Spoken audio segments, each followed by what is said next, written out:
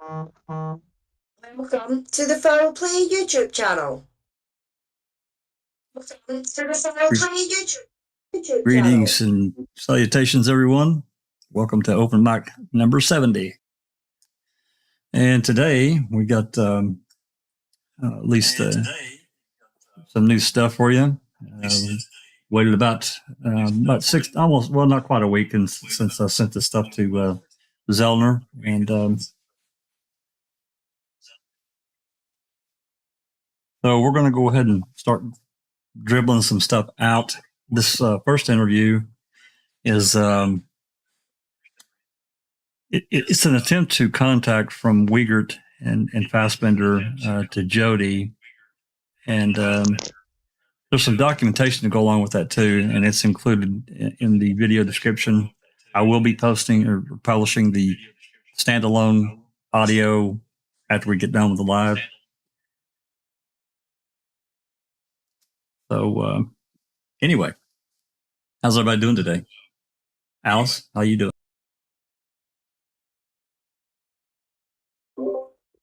Yeah, doing okay, Jack. I'd just like to say hi to everyone in chat, especially to Claire View, who's joined us for tonight's podcast. She was a host on Auditing the Absurd when we were doing the Johnny Depp and her trial.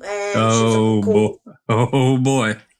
Yes, and I've also joined Claire on her channel, talking about the January 6th hearings. So I would just like to welcome Claire, and hello to everyone else in chat. And a big shout out to our William. He's not joined us tonight yet, but I would just like to say a big thank you to our William. Our William kindly offered to buy me a ticket to go and be able to see Making a Murderer, the musical, which is going to be shown here in Edinburgh in August during the festival. That's very kind. That's so kind. Yes, it certainly is. He kindly bought me a ticket and got it in email today. So thank you ever so much, William. It is very much appreciated, and I will do my best to take all the notes I can and relay what I saw and what I heard. So that's about it, Jax. Thank you. Sweet. Thank you. Susan, how you doing today? I'm doing good, Jack. Thanks. And I just want to tell Claire that I enjoyed her channel during the Depp Heard trial. I watched it quite a bit. So that's cool that you're here. Welcome. And I look forward to this podcast, Jack. Mm-hmm. Yeah. It's interesting. Brother Yours, thanks for coming, buddy. I know it's late for you. Yeah, it's pretty late, but yeah, just popping in because this FOIA is rather exciting. Well, yeah, I'd say a big shout out to our William as well for doing this, to Alice, because that's added value for us all. If you can see and look at what this musical is about, and yeah, I'm looking forward to the whatever comes out of this FOIA as well. So yeah, good to be here. Absolutely. Self-Cop, thanks for coming, man. Yeah, welcome. I didn't even know there was a Making a Murder the musical. that should be interesting. Yeah, there is actually, and I'll talk a little bit more about that. Yeah, I mean, we talked about in the reading with Uncle Ken the other day. I wasn't going to do a podcast on Sunday because, I was really kind of waiting to see if, there's any kind of return from KZ on some of these items that are not really in the public view. If she had any, concerns or whatever that she might want to investigate. And that's really kind of the reason we're just slowly dribbling this stuff out. It's not to punish anyone, but she's the lawyer. She really should get first crack. And she's probably got all this stuff, but I want to make sure. I do know she's in the middle of a trial, so it's taken a little bit more time than what it would normally take, I think. So, but over the course of the next several days, we're going to try to get as much of this stuff out as we can. unfortunately, and I'm going to say this, I know everybody's kind of chomping and wanting to listen to this. Many of the things that I requested, 78, 27, 28, and 29. Those are three property tags that were specifically, we were told time and time again, not just me, many other people, no, sealed with evidence tape. We're not breaking the seal. You can't have it. This has been going on for not months, but years.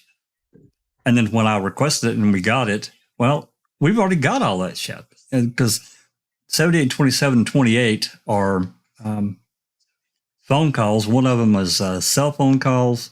Other one's home phone calls between Stephen and Jodi.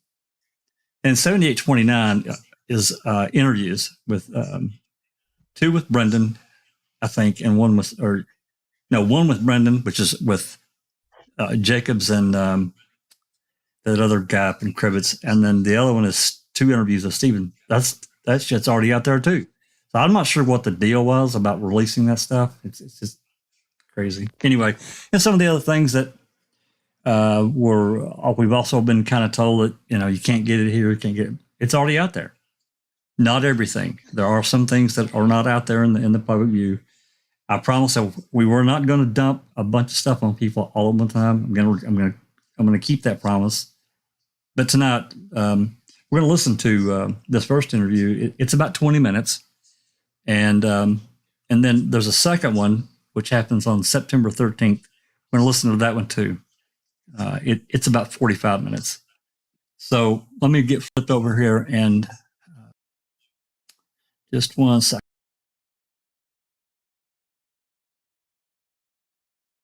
Just want to give a good greeting to everyone and thank them for joining us. I see TTM Fangirl and Pete. There's Sherilyn Puntello. I know she's chomping at the bit. Ron SD. There's Anthony. Our lovely Dark Side of the Moon Supermod.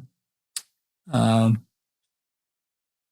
gonna butcher this name. It looks like Fuji Man. Hello, Fuji Man. Thanks for coming. There's Angie Dickinson. There's Kelly Cowles. Thanks for coming, Cal. There's Claire. Really do appreciate you coming, Claire. Enjoyed your all the stuff during the Johnny Depp trial. It's crazy times, man. And I see is that your sister there, Alice? Sela? Sylvia? No, this is Sala 442. Maybe that's not. Well, hello, Sala. Sila's been in before, though. Sila's been in chat and that before. Okay. And I see Sheila Smokey. Trying to catch her one. I apologize if I didn't say it. That's pretty much. In chat as well. Who? Rick Mahler. Rick Mahler is with us. Oh, hello, Rick. Hey, thanks for coming. Jennifer Mann. Rick. Hello, Jennifer. All right. Well, that's pretty much all I see. So let's get this rolling. Give me just 1 second to get this popped over. We've got Carol and Ian Ross. Hello. I'm just going back a wee bit, Jack, just to see. Carol, I don't know if I mentioned Carol before. Welcome. And then we've got Jinxie and Yoris and the usual bunch. So I think that's us got everybody. Sweet. Thank you for finding those. Okay.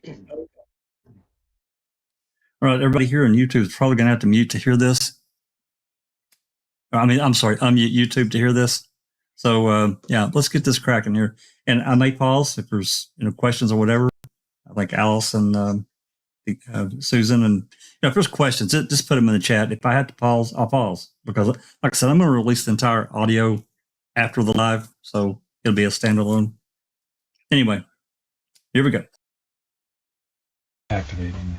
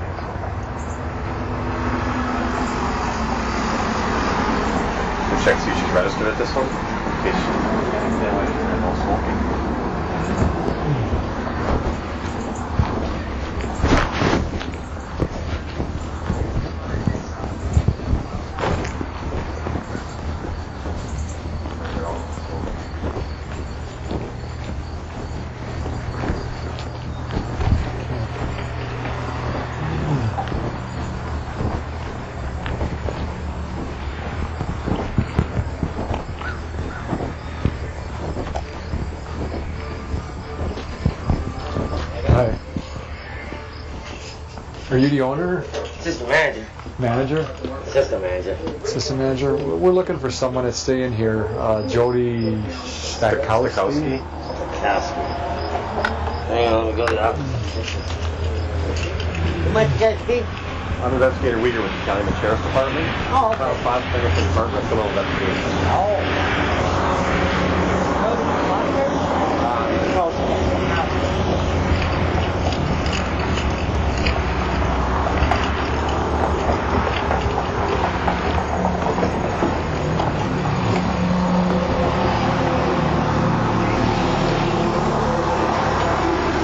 They're looking for Jodi Stachowski with Sheriff's Department investigation. How you doing? Room 6. Would that be her? Yeah. Who are you looking for? Jodi Stachowski. A blonde woman. Yeah, that'd be room 6. That's her last name on this page. Alright. Room 6. Room 6. We just need to talk to her. She's not in any trouble for anything. She hasn't done anything wrong, so. Oh, okay. Okay? Thanks.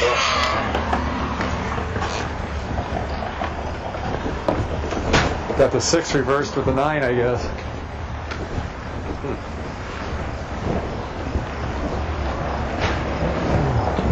Trying to throw us off.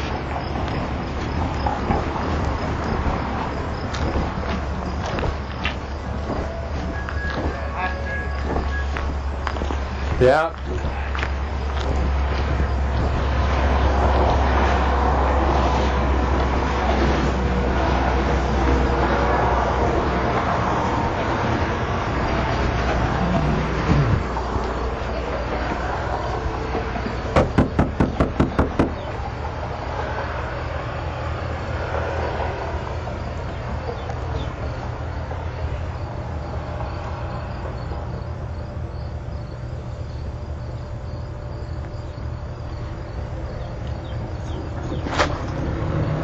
Good morning.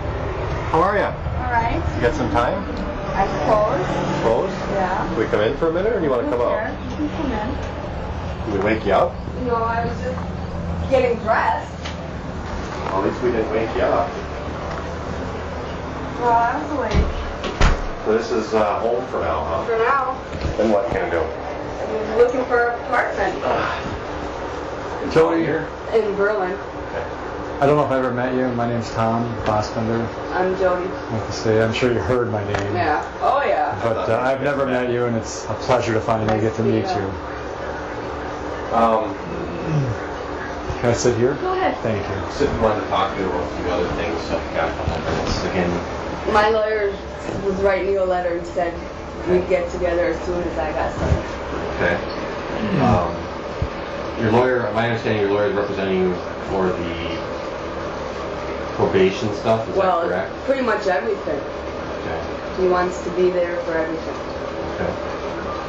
Well, that's your decision. Whatever you want to do with that. But again, like I told you last time, we're not interested in getting you in trouble with your probation at all. We're not interested in you losing your job, any of that. I did talk to your probation agent. She said that you're doing pretty well, and she's pretty happy about it. I'm doing it really well. Good. She said the same thing. As a matter of fact, she called me yesterday and she said that if I wanted to talk to you, I should come down. Apparently you guys had talked, and she said that you'd cooperate with us fully. I told her through my lawyer, yeah, because he wants to be there for everything. Okay. Well, it's up to you. If you don't want to talk to us, you don't have to. You're a big girl. You can make your own decisions. Well, I told you I would call you once everything got settled, though, too. Okay. You're not in trouble for anything, and it's up to you if you want your lawyer present. I don't know what your lawyer is going to do for you, but that's up to you. It's your decision. I'd rather him be present. Okay. Can you tell me why? mean, if you're not in trouble for anything? Because he knows more about, I don't know, it just, I don't know, I feel more comfortable with him. Okay. Well, when do you want to do that? As soon as I can get an apartment, hopefully next week. I'm hoping to have one by the end of this week. But he's gonna write you a letter Friday, I think I talked to him. Okay. Well, But I talked to him Saturday. I haven't received any letter from him. You'll probably receive it today or tomorrow. This week, for sure. Well, like I said, it's totally up to you. We're not trying to get you in any trouble. We know you know some things that's been going on. I'm well aware of that. Okay. Well, not really about what's going on, just my relationship with him. And that has some stuff to do with the case, obviously, you know, and we don't want to pressure you in any way, but the bottom line is that, you know, one way or another, we need to talk. Yeah. Okay. Like I said, my understanding, your lawyer can only represent you in one thing or another. He can't represent you as far as, you know, if it's something to do with the homicide, or he can't represent you in that, and then also represent you in your probation. He's got to choose where he represents you. Okay? I'm not trying to talk you into or out of talking to us, but again, we need to talk, and you're a big girl, you can make your own decisions. Like, I've been square with you every time we talk. I try my damnedest not to get you in trouble, and I don't want to get you in trouble, and I'm not looking to get you in trouble at all. I've been in too much trouble. I don't need any more. I understand that, and I don't want that to happen. I really don't. But you can only help by, you know, cooperating with us. And I think your attorney probably is going to realize that in the very near future. So it's up to you whether you want to talk now or not. Not really. Okay. But we will. What's your attorney's phone number? You know? Okay.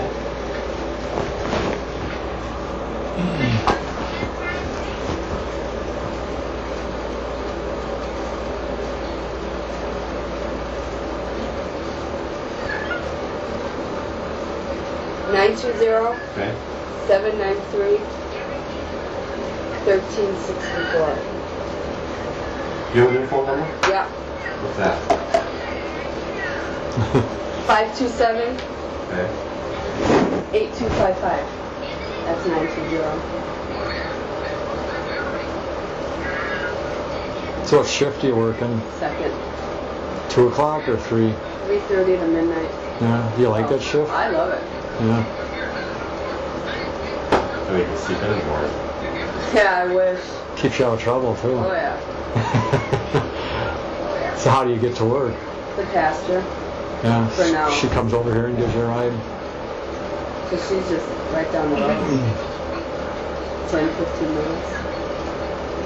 Let me ask you this: you still considering Steve your boyfriend at this point? Or? I told you when I see you, he's dead.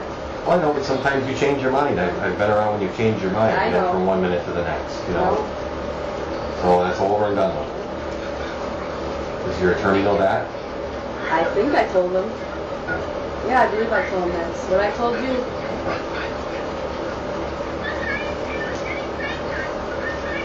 Does Steve know this? That it's over and done with? I have no idea. Because I did call Chucky and blew up at him and told him it's done. He's dead in my eyes, so I don't know if he told him or not. You know, he's probably not going to try to or stop trying to control you. Probably not. And he does it in ways that sometimes I don't think you even understand or realize. Yeah, he does. He's good at that. Through other people,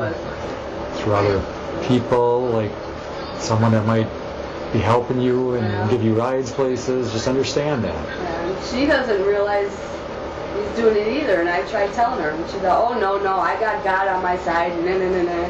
She's crazy.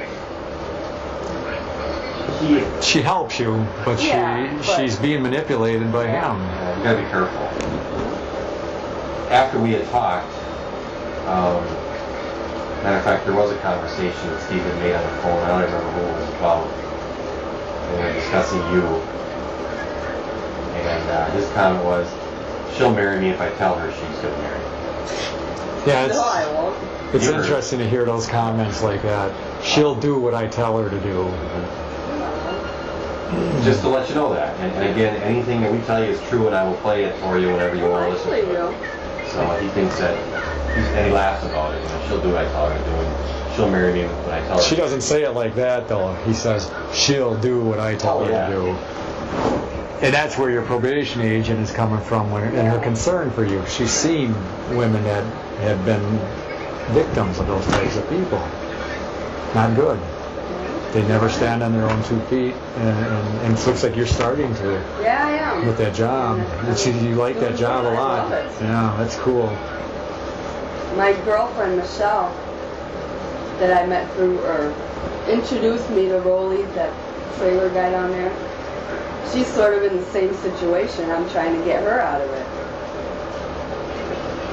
Who's she seeing? Some Aussie guy. She's been with him 16 years, and he beats the hell out of her. Yeah. Oh, he's too short for that. A lot of good guys up there. We're starting to understand a lot more about women that are victims of that. Yeah. And once they can break that cycle and believe in themselves and stand on their own 2 feet, it's like a whole new awakening to them. Hopefully you're starting to see that. And Mark and I just want justice.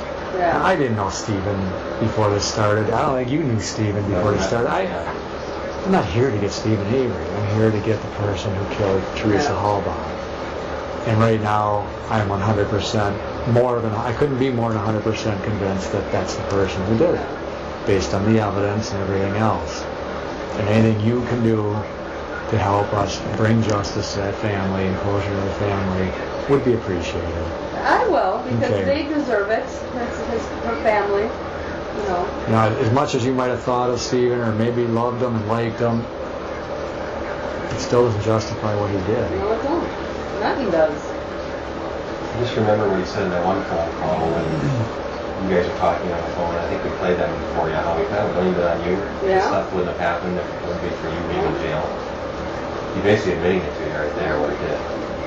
Oh, I remember that phone conversation really good. And how does he justify it by blaming you? You know, it's your fault that It's how he justifies everything. It's always my fault.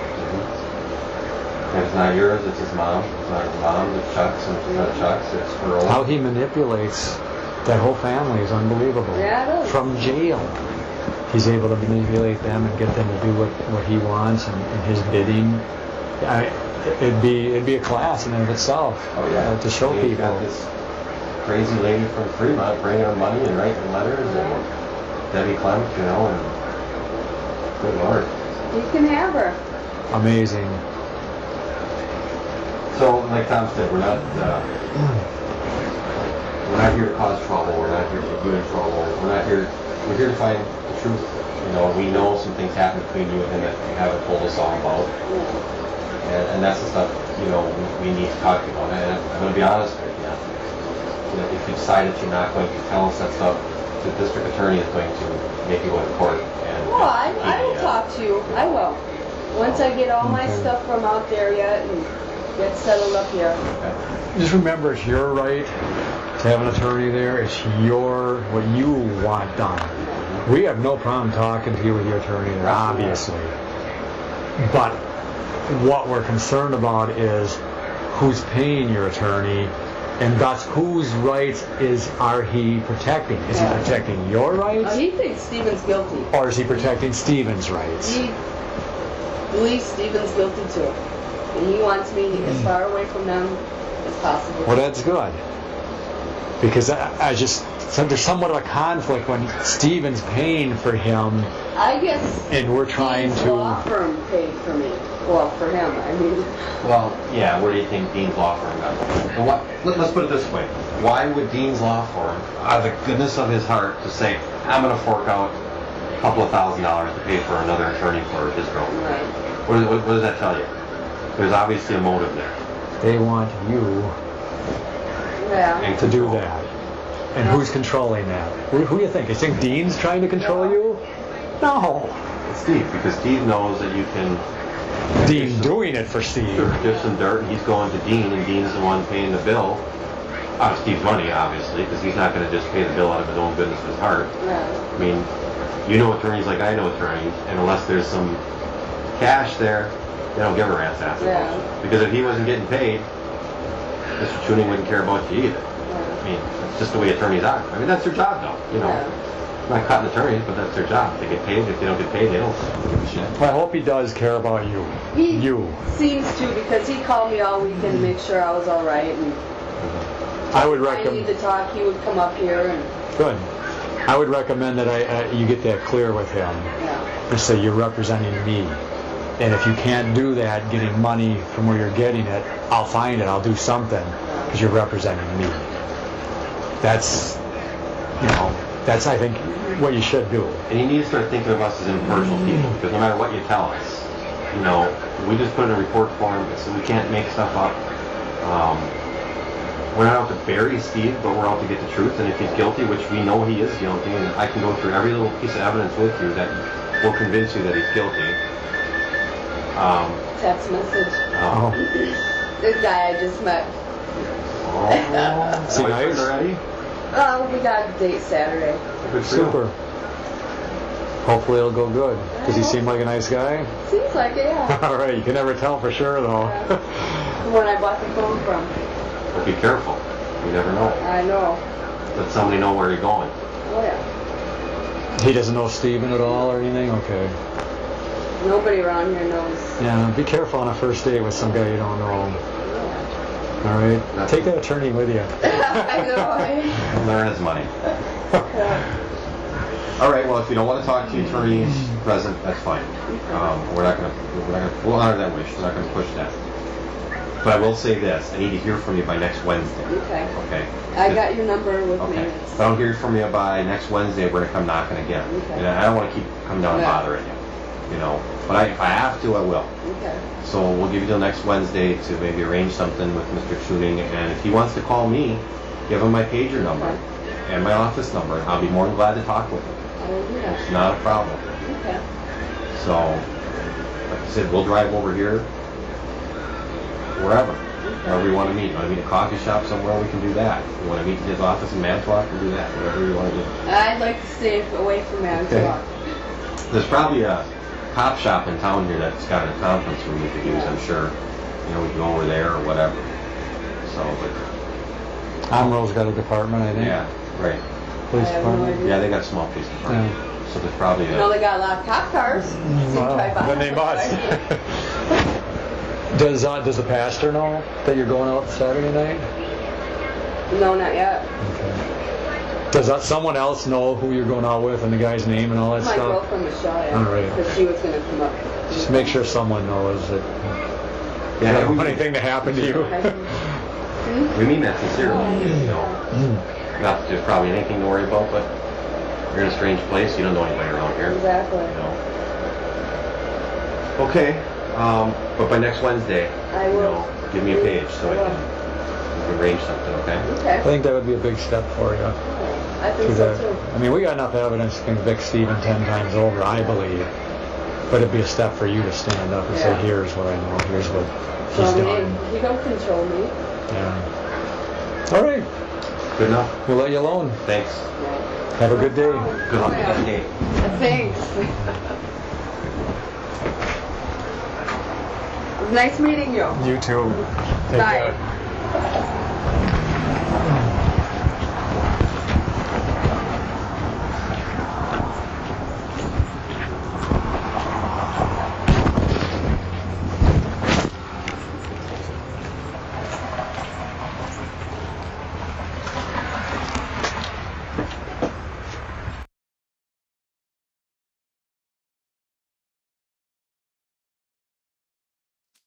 All right. Interesting. A lot of interesting things in that that exchange there. As you guys probably heard at the beginning, they were looking for her at this Ormo Hotel or something, wherever she's staying at. And they went to the front desk. I don't know how many of you picked it up, but this really surprised me because now you get to think about it, this is September of 2006. So we're almost a year into this whole deal. And Fassbender introduces himself to Jodi as if it's the first time that they've met. And that just, I talked to yours about this earlier. And I guess I have to agree that maybe it is. I just had it in my mind. You can see how your mind kind of pulls you into these traps that you think that people have met prior to that, maybe not necessarily in the beginning because, whatever, but certainly by, maybe March or April, I just had it in my mind that Fassbender had been with Wiegert and, talking to Jodi here and there, whatever, but I guess not according to that. Anyway, let's get some opinions here. And please, people in the chat, if you guys, have questions or whatever, please put them in there and we'll knock it out. And somebody can throw up a link to the Discord in the chat, and you're welcome to join and come in and give your thoughts. But anyway, let's go down the list here. Alice, what do you think? The friggin' start, Jesus! I mean they didn't even listen to her when she said that she wasn't going to speak to them without her lawyer there. But they still persisted. Oh, but come on, we're not really doing much, we're just looking for some information. No, she says she wanted a fucking lawyer, so it should have stopped right there, right then, and no one any further and went, right, we'll make an appointment. And to get her at that time as well, of course she's going to be, dissing Stephen and everything like that. I mean, like she said there, no, he's dead to me. I was like, what? It's just absolutely ridiculous. The lengths that they went to try and get her to flip on Stephen. And it's disgusting. Yep, I agree. I totally agree. Thank you, Alice. Susan? Yeah. Can't stand these two. Yeah, like somebody mentioned, TTM, I think everybody in that family, they were all the same. They were so easily coerced into speaking when they didn't want to. I was listening to Earl's interview again yesterday or today, I don't remember, but he told them, in the middle of that, that's it, I'm done. I don't want to talk anymore. And he went on for another hour or more after that. Right. And no, they they're just sleazy, just the way they are. But they just want her to tell them that she was abused by Stephen,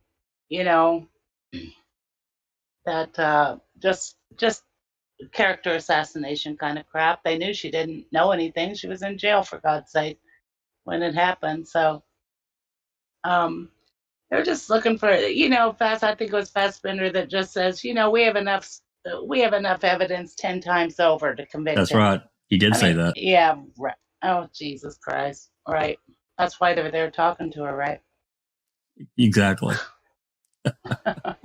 Anyway, yeah, they're assholes.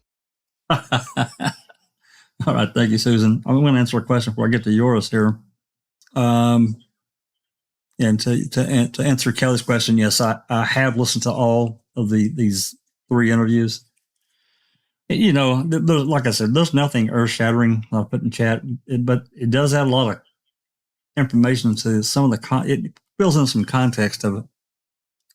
I guess kind of how we saw Jodi in the series, because a lot of it, a lot of the stuff we didn't get to hear, we just got to see her. So there's clearly more backstory here. And then Double D asked, was this interview asked before FOIA? I can't answer that for sure, because the way that this particular item was listed in the ledgers, it just said CD of recorded conversations. That's how it's listed. It does not say it's an interview with Jodi. CD of recorded conversations. So I thought, hey, what the hell? Let's just see what it is. If they'll let it go, it's $1. And they did. So, All right, Euros. Not late for you, buddy. What do you think? Yeah, well, I just want to add that in the DCI report, it said that this is actually an attempt to an interview. That was really peculiar as well. Yep. One thing I wanted to add is that this is really conviction control, in my opinion. You really want to focus on her and just, manipulate her into making a bad person out of Stephen Avery. And, well, we have another interview coming up, which is a week later, and that will be released later. And it's sort of with the attorney itself. And what sticks out to me is that they really, Fassbender Weekend, they really say like, okay, it's okay, you have the attorney present, that's okay, And well, let's remind you, go back to Brandon Dassey, that they didn't want anyone involved with him in his conversation. So in this conversation, they say, okay, it's okay, you have the attorney present. That really itches me as well. Yeah, that's two measures, two different kind of, when it suits their narrative, they want the attorney president. That's okay, and then, well, I get an itchy feeling about this one. Absolutely. Lady Neverly's joined us. Hey, Neverly, you still at work? I take it. She might not be able to talk. Yes, she's still at work, working hard for her money. Hello, everybody on the panel and everybody in chat. Hello, Jack. Did you get to listen? Yes, I did. And yes, what Yori said, it's obvious that it's a tactic of what they do. Alice mentioned, they never shut up. They just go on and on and on. It's really annoying, and it's very it violates your privacy. You know what I mean? I don't know. I would feel very violated if I told them I don't want to talk to you. You're pleasant. You give them the reason you want to have your attorney. She has an attorney on top of it. But what it reminded me that their tactic is when O'Neill talked to Stephen, and when he started to rag on him on his ego. You're a man. You're a smart guy. You can make a decision. You don't need a lawyer or somebody to tell you what to do. You know what I mean? It reminded me totally of that. When was that Fassbender when they asked Jodi, like, well, why? Tell us why would you like to have an attorney there? Like, That's we're right. not here to trick you, right? So it's a tactic, and they wound up, talking to her for 15, 20 minutes. And, once they get their clothes into you, you can't easily back away. Unless you slam the door in their face, which is, I don't know if that's recommended. Yep, I agree. Yep. Thank you, Neverly. Cybercop, break it down. Yeah, so the first thing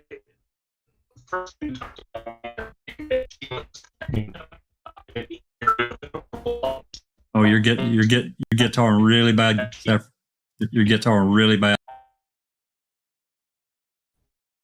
Oh, there you are. Now you're back. Well, I'm driving. Now you're back. Strike.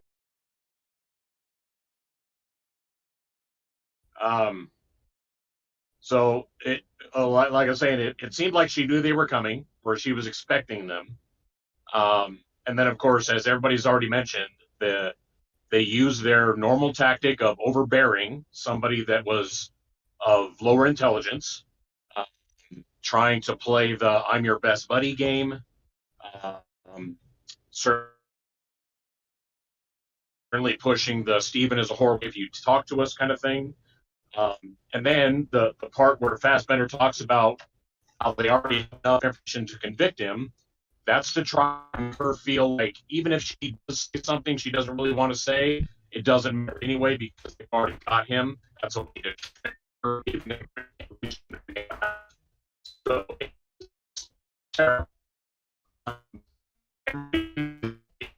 oh, poor Cybercop. He's hitting another bad spot. Okay. Go ahead and carry on. Give me a few till I stop driving. Okay. Yeah, will do. Well, I agree with everything you said, pretty much everything everyone said. She said, look, guys, I really want my lawyer here. she was very clear about that. Yet they keep talking, and they'll just continue to pull stuff out of her anyway. It's they don't care. Fassbender, again, I'm really kind of blown away mentally that this is middle of September, 2006, and this is the first time he had actually met her. That really was surprising to me. Got enough evidence to convict him 10 times over? Really? Anyway, we won't belabor that. Sheila Smokey looks like Alice has put a question here in our chat. Was this interview before or after she was interviewed in the jail interview where they told her about Debbie? I'm gonna defer this maybe to somebody that's got chronologically minded more than me. I'm gonna say this is after, because this is, I think, months later. So, yours, do you know for sure one way or the other?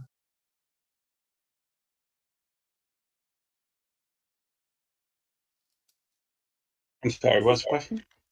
It's here in the open mic chat. Sheila Smokey asked, was this interview before or after she was interviewed in the jail interview where they told her about Debbie? I'm not sure about that one. Yeah, I think it was before that one. This was months after that, because she got out of jail in March. Yeah, that's what I was thinking. She got out of jail the Sunday night. So that's what I said. I think this interview is well after that. Yeah, this in September, right? Yeah, she's been arrested 3 times, Jodi, in between June and August 2006. Yeah, and this is after she moved out of Monpa Avery's and all of that. So. Yeah, exactly. I mean, it's not just that though, I mean, at the beginning, when they're talking to her, they say to her, we're not after Stephen, we're not going after Stephen. We just want to find the person who it was that killed Teresa. And then just by the shitload on him. And by the way, we think he's like 1,000,000% guilty. They just add that caveat after the fact. Yeah. Yeah. So which is it, Jack? They're no fucking after him. You know what I mean? They're no going after him. They're just wanting to find the truth. Or do they have a shitload of evidence that's going to nail him to the fucking wall? And we know that's a load of bullshit. Right. I mean, I just think about they're there. Here they are, Uyghur, almost a year later from that November 7th, 2005 search warrant affidavit that he wrote. It's got the blunt and bloody instrument in it. And here they are almost a year later saying, oh, well, Stephen did it, knowing all this other stuff in that week that they buried or lost or buried. I don't know where the hell it's at. I mean, it's definitely somewhere, though. Yeah, aye. Pretty hypocritical. I've got up on the screen. I went and popped it up there. This is the DCI report, and I really have to thank yours for remembering this, because I literally missed it, because I tried to go through and find all the DCI reports that were connected to these interviews. I completely missed this one, and I have to give him a big beer for that, a mega pint actually. So there you go. Thank you. Yeah. Yeah, this is a report 290. I'm not going to read it. And they're at the Omro Motel. That's where she was staying at. You can see it listed. And then it goes through and it lists several things that were said. They got the phone numbers there for, I guess, a lawyer and all that kind of stuff. So it's there. If everybody want to do their own research and go get it. So. Are there any questions about this particular interview that we need to cover? Well, yeah, go. T1's got a good question, Jack. He's asking, but wait, what value did Jodi still have to them that late in the game? She could throw him under the bus. I mean, she could tell all kinds of potential dirty little secrets that she may know that could potentially damage. It's the same thing they've been doing for a year. And one of their goals was to divide, and that's what they've done. Go ahead, Neverland. Oh, sorry. Yes, and remember, Jodi and Stephen talked on the 31st twice while she was in jail. So even though they have recorded the conversations and they can listen to that, they could also ask about, well, what do you think about this? Blah, blah, blah. So yeah, she's his ex-girlfriend. You know what I mean? If she wasn't in jail at that time, I feel I wouldn't put it past them to blame her that she did something to Teresa in a jealous rage. You know what I mean? That's how they operate. They're Yep. just fishing for information and pushing their buttons. Yeah. So I now agree. that she's mad at Steven, she's even a better ally to them. You know, that's how I think, that's my opinion. Yeah, you know, and another thing, guys, remember, and I think it's like maybe episode 9. It could have been the last one even, where Jodi's riding in a car. You know, there's that. I don't know. We don't know the date. That's not what I'm thinking of. Remember when they were still, I guess, a couple, but they had laid the law down to her. She couldn't have any contact with Stephen. I don't really know how they did that as part of her parole. I really don't. They designate you can't talk to this particular person. I mean, to me, that gets into some crazy control shit to me. Yeah, but she smiled at him. Remember yours? We were talking about that earlier. Yeah. I just looked at Making a Murderer again on Netflix, and the reason why she got arrested is basically because they were both in jail at the time, and they were passing cars and smiling at each other from out of the car to each other, and that was a you can't do that because that is violating a contact order. And I was like, what the fuck happening in this one? That's crazy. That made them arrest, get her Jodi into a room for a longer time. I was like, this is crazy. This is full control. They wanted to have full control over Jodi, and I've been looking at Ma'am again, and in the beginning, when she's really talking about the 2 phone calls that were made on the 31st of October, and she's really emphasizing Stephen's innocence, right? She cannot understand. Well, how can I have this phone call with him when he is supposed to be, burning a body? It's impossible. So right. They put a lot of sense into her head, like, oh, no, he's in it. He's guilty. He's guilty. And that is what I think this is all about. Control of the fiction. Yeah. I agree. They also mentioned in the next interview when she had her lawyer there that she had mentioned in a couple of different phone calls that she could bury Stephen's ass if she wanted to. Yep. I'm very curious what she meant by that. Yep. And yours also brought this up. We were talking about it earlier. How many times was she arrested from June until 3? 3 times, yeah.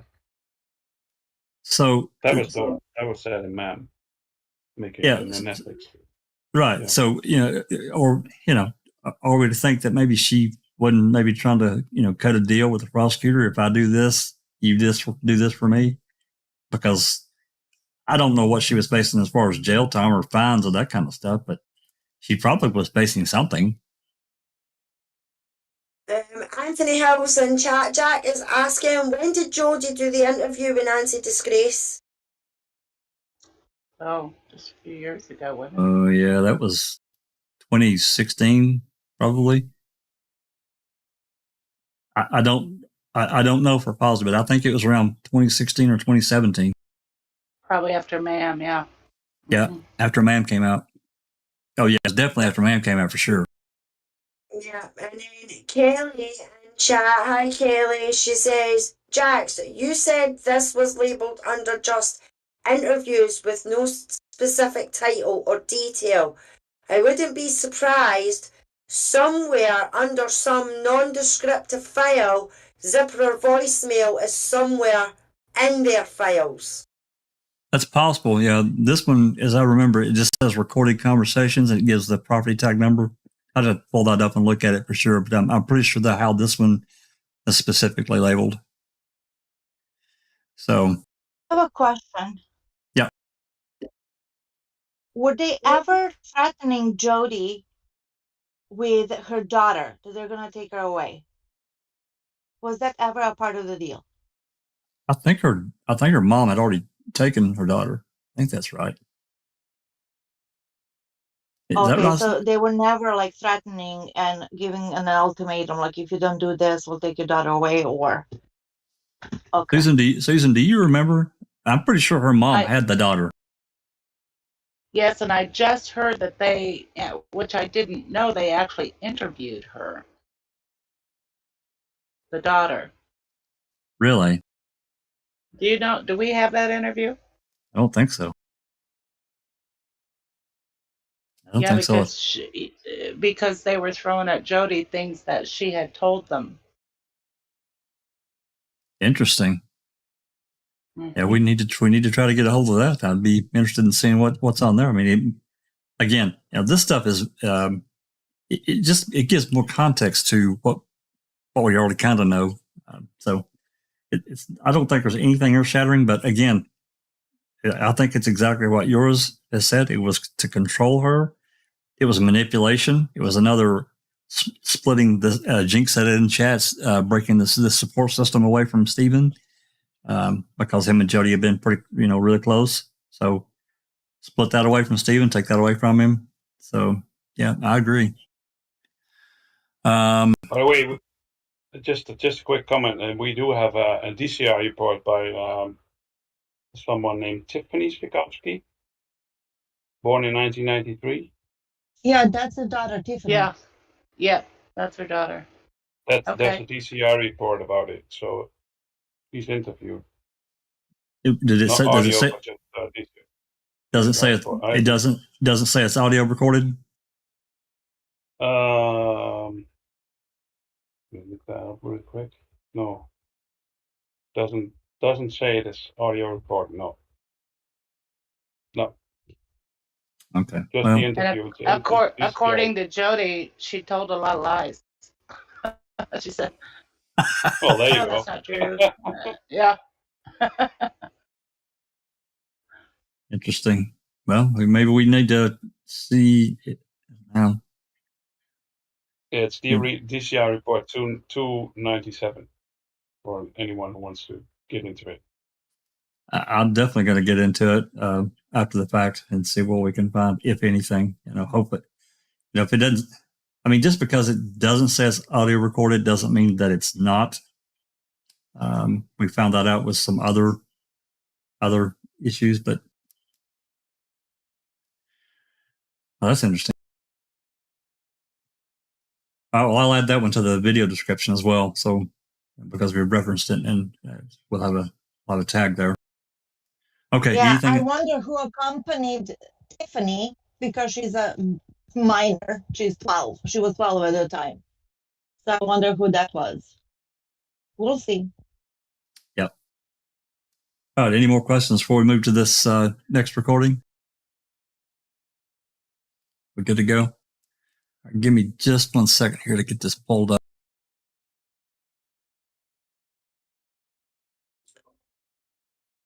T1 says anything that is stated to have no evidentiary value by the prosecution is a huge red flag to look into, in my opinion. Well, that's that's for damn sure, because I totally agree with that.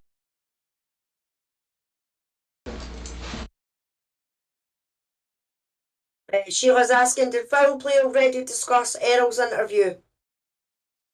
We have not, because that interview has been out for quite some time. I released a few of the audio interviews that we didn't specifically have a copy of. They were $1. And it was just the easy thing to get it so we could have it in the library for easy reference.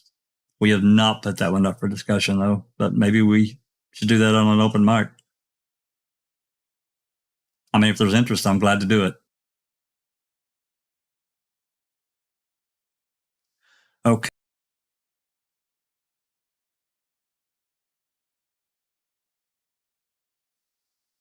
All righty. So this next one is, I think, about 45 minutes long.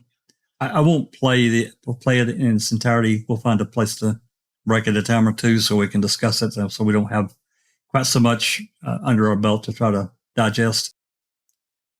This one, as we'll hear, Jodi's lawyer is with her. I can't remember the little fellow's name, but it seemed like it's Brad, or I don't remember. Anyway, it's interesting what Kratz promises to Jodi for this.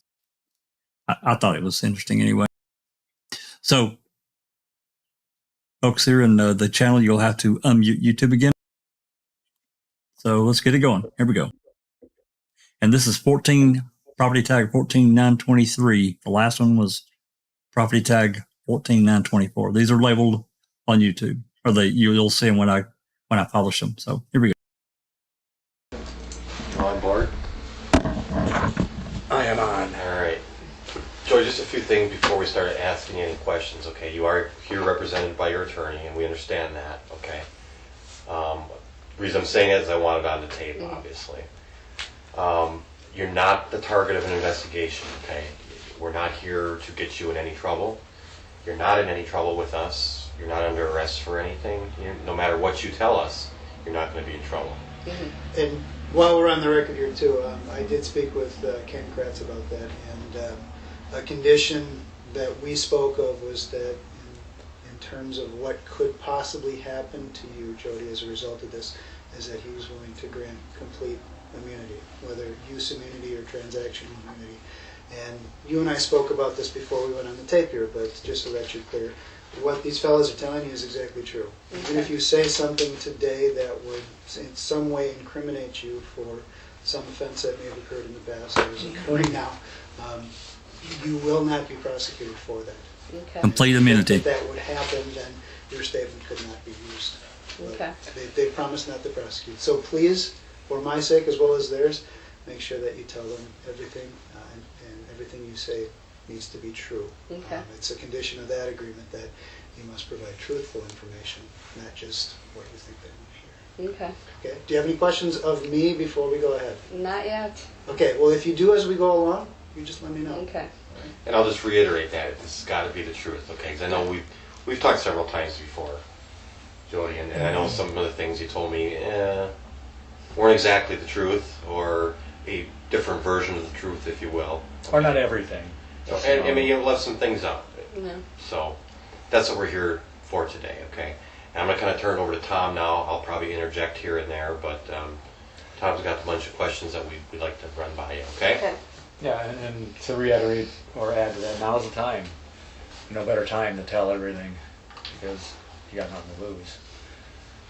Okay, the last times, and like I said, it's not that I'm going to ask the questions all the time. Mark will ask some and I'll ask some, but I'd like to start out with what we talked about last time, in that you've made comments numerous times to Stephen, to Chucky, to whoever, usually over the phone, that you basically could fuck Stephen. Yeah.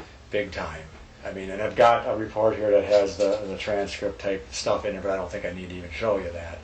We'd like you to elaborate on that if you could, please. Well, I knew the phone conversations were being recorded, and I was sick of him hurting me. I wanted him to worry that I'd hurt him. When we briefly talked the last time, you had said, I had said to you that you had made the comment that you could bury him, and I said to you that you know a lot more than you're telling us, and you kind of laughed and grinned and said, "Yeah, I do." So the only things I know is how our relationship was. I don't know anything about the case or anything because I wasn't around. Well, tell us those things then. I mean, talk about your relationship and what it was like. It wasn't bad. It was a normal relationship. We had our ups and downs, and he treated me good. We argued. He had a temper. He'd go in the garage and work on cars or break something if he got mad at me. And Well, you kind of told me the last time about the prior abuse. Mm-hmm. The one time especially when he choked you so you passed out. Mm-hmm. And one of my follow-up questions to that was, did he ever threaten to kill you? And you said, you smiled again and said, I don't want to answer that until my attorney's present. Yeah. Did he ever threaten to kill you? No, he didn't. Is that the truth? Yes, it is. Why wouldn't you tell me that the last time? I don't know. Because I want my lawyer present? I don't know. You want your lawyer present so you could tell us that he never threatened to kill you? Does that make sense to you? None of this makes sense to me. I don't, I just want to be left out of it. And we're doing our best to do that.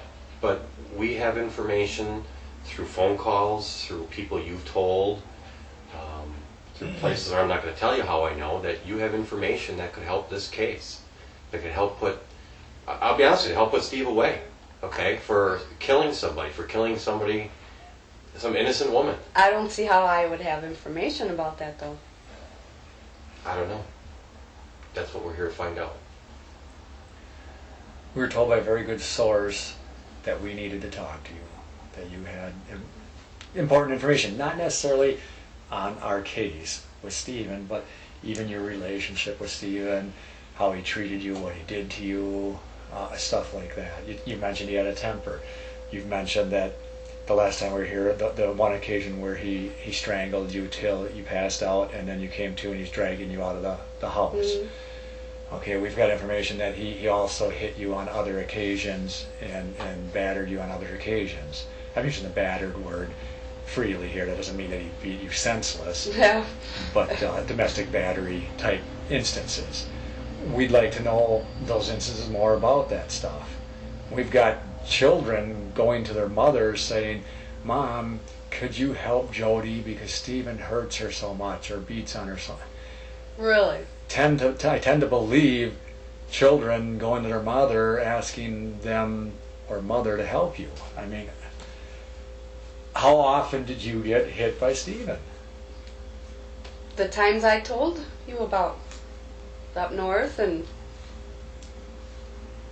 when I was ripping his shirt, whenever I found out about him sleeping with Marie. How did you find out about him sleeping with Marie? He told me. And I sort of had a feeling because she'd call him every day, before school, after school, during school. He'd go and meet her in the parks, wherever. Just for the record, who is Marie? Earl's daughter, his niece. Should be his niece. Yeah. And I found notes that she wrote him saying that she can't wait to be with him and she loves him and wants to marry him. And let's go back to the question I asked you before. Like I said, you need to be honest with me here because I don't see any reason in the world that you wouldn't answer a question without an attorney like I asked you if it was not true. He'd never threatened me. Who did he threaten? Who did he threaten to kill? I don't know. I can't really say for sure. What do you think? I'm asking your opinion. From what I heard from my girlfriend, okay, that he threatened my mom. But I don't know how true that is because my mom's never said anything to me. Why would he threaten your mom? Because she was going to testify against me in court for my drunk driving. So how would he have done that? Over the phone or in person? I have no idea. I guess. What exactly did your girlfriend tell you? Oh, God, I don't even remember. When you say girlfriend, who is that? Michelle. Last name? Mueller. Mueller.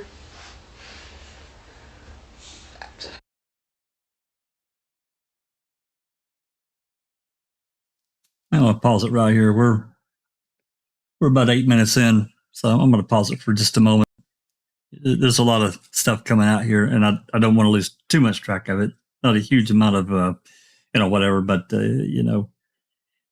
number one, I know this just from reading the DCI reports that yours and Ricky got us, that there was one instance that Wiegert gave Fassbender a copy of there's a little over 80 calls from October 28th until December 6th, 2005. Deb Strauss had already went through and summarized a good part of them. So we knew that they were listening. to everything that was being said. Someone was always on it. So this is where he's getting a lot of this information. He also said, I don't remember if it was Uyghur or Fassbender, that we have it on good authority that blah, blah, blah, you have information that's, that we need that can help us put Stephen away, blah, blah, blah. Well, that was from almost a year ago, because there was a phone call, there was a dispatch call where her parole supervisor was trying to get a hold of, I don't know who, at Manitowoc. It's in one of the calls. We may even have that as a key call. I can't remember if we do or not yours, but this, I can't remember. They said her name. She's trying to get a hold of them to get this information passed. And if you all remember, Jodi was in jail, and they called down and had her segregated and brought in from the yard and put in a cell so they could go interview her. And that was, I don't remember her name. It was a female officer that was there at the jail. Her and someone else went and interviewed Jodi. This was way back in November of 2005. So a lot of that information got passed on, and now they're just now approaching her over this. I don't know. It just seems, if it was really important, why didn't they interview her back then and go talk to her? And now here we are again, almost a year later. Anyway, I've rambled on. Anyone else want to say anything before we continue? I would like to say something. Please. Well, this is exactly what they're doing. Picture this. They got an ex-girlfriend who is mad at Stephen. They told her straight to her face, we want you to help us put Stephen away. So they're trying to put everything they can in the basket what's against Stephen. Didn't you tell us that he beat you? And that lawyer is totally playing the game with the cop, because he's leading her to tell all these like dirty little secrets, right? So he was sleeping with Marie, but then she said he wanted to marry her. Then he said, didn't you say that he wanted to kill somebody? And she felt really uncomfortable about the whole thing because it's hearsay.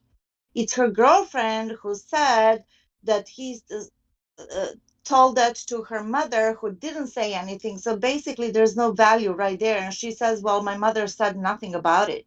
Well, that's a pretty big thing that, somebody would say, hey, your loser boyfriend, your abusive boyfriend threatened me with my life. You know what I mean? But Absolutely. in the very beginning, she said, I don't know anything about this case. I wasn't there. So they're trying to convert her, to flip her over to their side. And I think that I'm going to give her credit, actually. I think she's fighting it. I think that her lawyer is not helping in this case at all. No, he's just kind of sitting there like a big nub, I mean, we can't see him, but. Well, yes, but also saying, come on, tell us about, there was domestic violence, you complained about that, and there's a little kid saying, please help my mom because Steve is hurting her. I think this is all her lawyer saying. So he's playing ball with the cops. Sure. And, so they're vilifying Stephen right there. They're trying to get something. And if she says, we had a pretty good relationship, he was nice to me, he treated me well, then her previous statement of, oh, I have so much dirt, I could bury him, I think that she was mad, and also maybe got a little bit to her head that she has that power to put him away. You know what I mean? Yes. She just said that to worry Stephen, that she's going to, I don't know. She said it because she was pissed off at Stephen. Exactly. I agree. So she's making it about herself, not about the case. And yeah. I don't think if she's bright enough to see that. But I think that now that she's in the office with two cops and her attorney, that this is a real deal. That she should be careful what to say. And I think that she's putting the brakes on it a little bit. But they're definitely vilifying Stephen right there and there. Yeah, if you compare this interview to the Nancy Nasty Disgrace interview that Jodi did, They're complete opposite. Yes. Yeah. Yeah. I mean, she lied her ass off with Nancy. Oh my God, Yeah. it was awful. It was awful. Yeah. Yeah. And I she want to doesn't say, have much credibility to begin with. You know what I mean? But I think right now she is aware of the severity of the situation, the implications that could go. You can be mad at somebody, but do you really want him to be set up for murder? Come on. Even Amber wouldn't do that, or would she? well, she might. I I want. believe that she's being truthful in this interview. I've listened to the whole thing. I think she's Yeah, I do too. And you know, she kind of said right there, you know, I don't want to be involved in it. I mean, it didn't sound put on or anything else. She wants away from it, and they're trying to, you know, keep her reeled in. But Yeah. go ahead. And once the lawyer said Kratz gave you a full immunity, and thank Yeah. you for pointing that out, Jack. I think then the lawyer said, well, I don't give a shit. Nothing's going to happen to my client. She can say whatever she wants. I don't care. Right. Right. And then he was leading her to to throw Stephen under the bus, and she didn't want to do it. I agree. She said, I wasn't there. That's right. She wasn't there. And it is like that lawyer just kind of washed his hands. Kratz said, you're not going to get in trouble for anything you say. But I don't think that's completely true. I think that could have been things she could have said that could have gotten her into some trouble, potentially. But that's another thing. Hello, Dr. Silkman. How you doing? Hey, how's it going? Yeah, look, I couldn't stay off. I have to comment. And Go this is your classic fishing expedition, right? Now they know, Fassbender and Wiegert absolutely know that Jodi Stachowski knows fuck all about what happened, right? Because she was in prison. She wasn't actually there. Now, the question is, they know that Jodi Stachowski is a weak link, right? Because you know that they've tried all forms of intimidation on her previously. And she basically said, bugger off. And that's why they targeted Brendan. Now what they want from Jodi, I reckon, apart from the obvious fishing expedition, they basically want from her, if there were any prior plans of Stephen to murder Teresa Halbach, to get any type of innuendo or type of foreknowledge that he was going to commit murder, right? He was going to commit some type of sexual act, right? And so they are fishing. Fassbender and Wiegert know they've actually got nothing, absolutely nothing, and they're trying to make a mountain out of a molehill. They know that Jodi is a very vulnerable person, right? So now they're expecting Jodi to character assassinate Stephen. Now, let's think about it, guys. If you've got rock solid evidence against Stephen Avery that he had murdered Teresa Halbach, you don't need Jodi Stachowski. Nope. Correct? Or not? No, but that's correct. What you don't. What the fuck are these guys pissing in her ear? What do they expect to get from Jodi? And she said, I wasn't there. I know nothing. That's right. So one has to wonder, what type of evidence are they trying to get, right? Because they know, Fassbender and Wiegert know, that the case against Stephen is flimsy, weak, circumstantial. They are desperate for a breakthrough. Jodi can't give them that because Jodi was not there. Jodi has got no idea.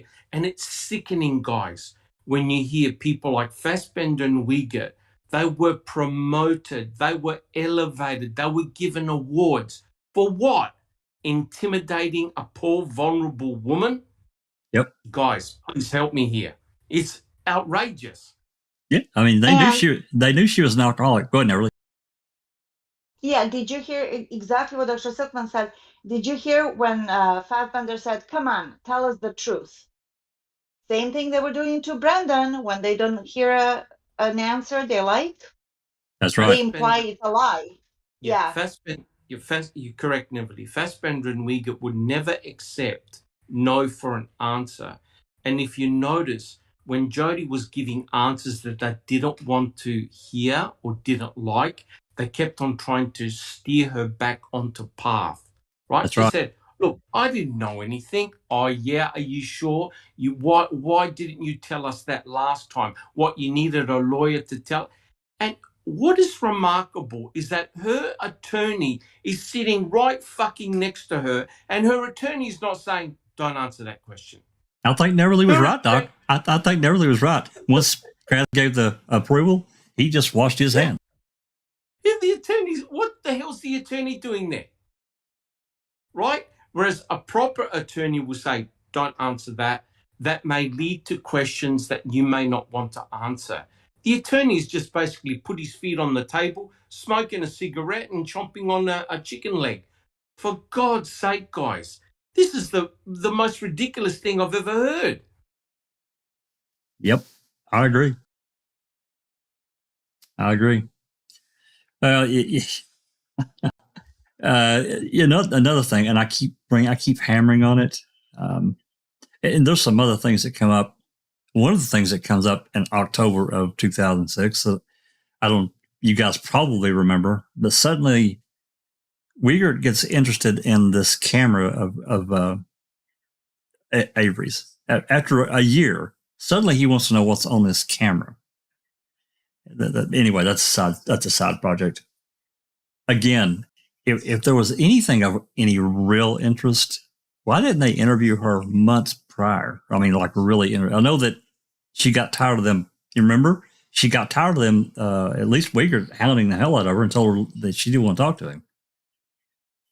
And then now all of a sudden, I don't know. I brought up what yours had passed on, that she had 3 tickets in the last few months. Maybe she was trying to work some kind of angle. I don't know that. I don't want to leave that as an innuendo, but maybe. I think, Jason, if I want to make a comment that they were still scraping for what was the real motive for Stephen Avery to kill Teresa, right? Yeah. And this may be one angle they just didn't really thought out yet. If we put pressure on Jodi Stachowski, we may give her some angle of motive. That's basically what my first thought were like, that's what their angle is going here for, like getting motive for Stephen Avery to kill Teresa. Go ahead. I was going to say, the insane thing is that the state doesn't have to prove a motive, right? And in actual fact, Ken Kratz during the trial said that we're not going to. There's no need for us to prove a reason why. And yet, quite clearly, and I agree with Brother Uriz, that's exactly what they were fishing for. They were trying to get some type of angle from Stephen that somehow he was a jealous, jilted lover, or something crazy went on, and that he took all his frustrations out on Teresa Halbach, right? They're trying to get some type of angle, some type of motive for why Stephen would do this, right? And you're correct. They listened to all the phone calls. They knew. They deliberately were trying to put one family member against the other, right? They created a war within the family that exists today. That's right. So hence, you can see the squeeze they put on Jodi. It is very uncomfortable to listen, because she said to them, guys, I know nothing. I was not there. I was in prison. You listen to the phone calls. But Fassbender and Wiegert cannot let it go. No, they wanted something that they could potentially use. Another thing that I find a little, as I'm sitting here thinking about this, I've thought about this before, but never really dove into it because it's really kind of pointless, but I want to say it anyway. We know that they have jail calls going back to October 28th. Jodi was if I'm remembering right, I don't remember exactly when she went to jail, but it was prior to October 28th. I don't remember when she got that ticket. So there probably was, maybe there still are, and we don't have access to them because I've asked for those calls and I can't get them. Calls prior to October 28th between her, Jodi and Stephen, and whatever actions and how these conversations, arguments and stuff went between Jodi and Steve, they would have picked up, I think, something, and they never did because they listened to everything that Stephen said on those calls. So, okay. Any comments, guys? Alice or Susan, have you guys been looking at the comments? I apologize. I have not. Any comments before we move forward with this next section of the recording? Good to go. I see a few comments. Sorry, I was trying to find out for Nosy if Jodi was still in prison. I'm just seeing that she was ordered on 3/7/2019 to 30 months in state prison, and then extended supervision for 48 months. That's the only thing I can find. Interesting. I see. So it says OWI 5th or 6th. They don't even know. Wow. Yeah, she's clearly got a real problem with drinking and driving. She's a mess. Yeah. I did want to say hello to Frank, Rena Kobakis. Thanks for coming. Appreciate you coming. And I saw Kent. Hi, 333 and 3334 T1. Howdy. Thanks for coming. All right, let's listen to this next section. And all right, guys, remember you got to unmute YouTube. All right, here we go. I don't even remember what he said to her. Well, it had to be something about killing her. I don't remember. I can. What's your mom's name? Sandy Barth. Where's she live? Manitowoc. She in the phone book? Yeah. Do you have her phone number? Yeah. What is that? 920-682-2623. So you want me to ask specific questions then? It doesn't matter. Okay.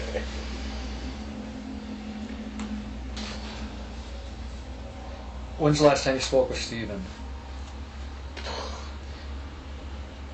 Whenever the snow contact was put on. When's the last time he spoke to you? Whenever the snow contact was... Oh, no, I can't say that. He tried calling my cell phone. When? Last time you guys were here. The same day.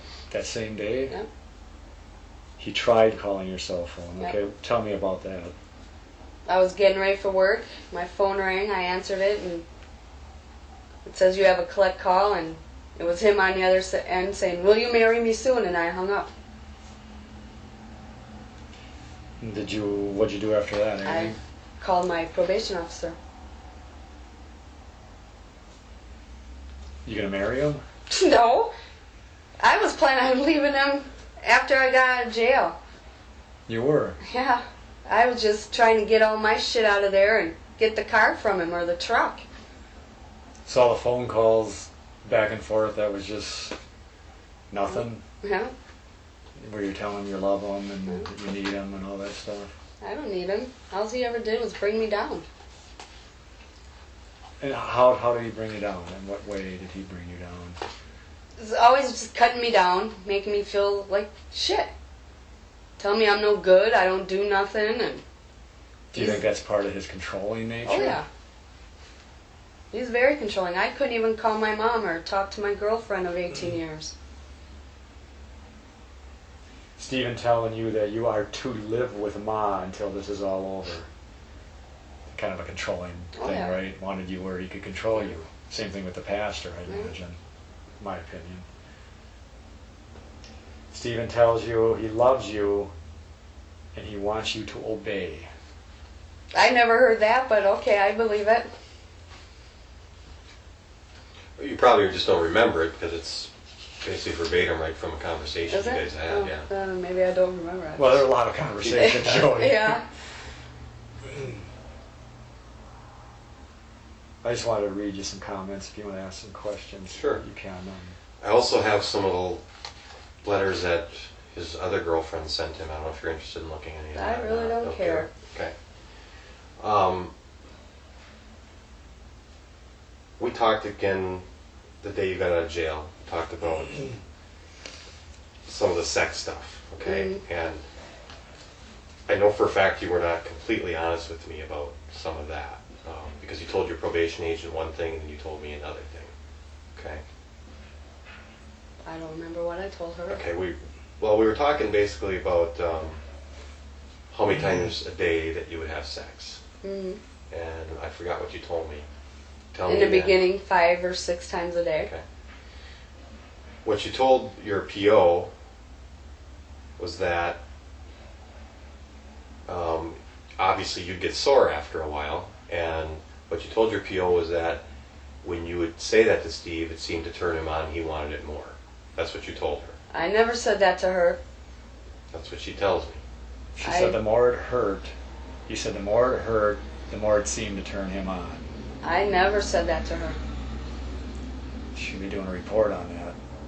That's where we get potentially have problems if you have to go to court and testify and you say stuff like that and someone else comes in and says, well, no, she said this. I don't think I ever talked about sex with him to her. Where the hell would she get that then? Because I we don't didn't know. tell her anything about sex. And She brought it up to us. If I was sore and I tell him to stop, he'd stop. I don't know. I don't see any reason the probation officer would lie to us, Jodi. I don't remember ever saying that to her. So is that true or is that not true? It's not true. Okay. We also learned from people that when you were in jail, that when Steve would pick you up to go to your AODA classes, that sometimes you guys would stop off and have sex to or from. Never happened. Never happened. Nope, he wanted to get me straight there and straight back so I wouldn't get in trouble. And it's not like I had a lot of time in between going I there. understand that. Hey guys, can we take a break just for a second? Sure. Just for a second? Certainly. Absolutely. Back on the record.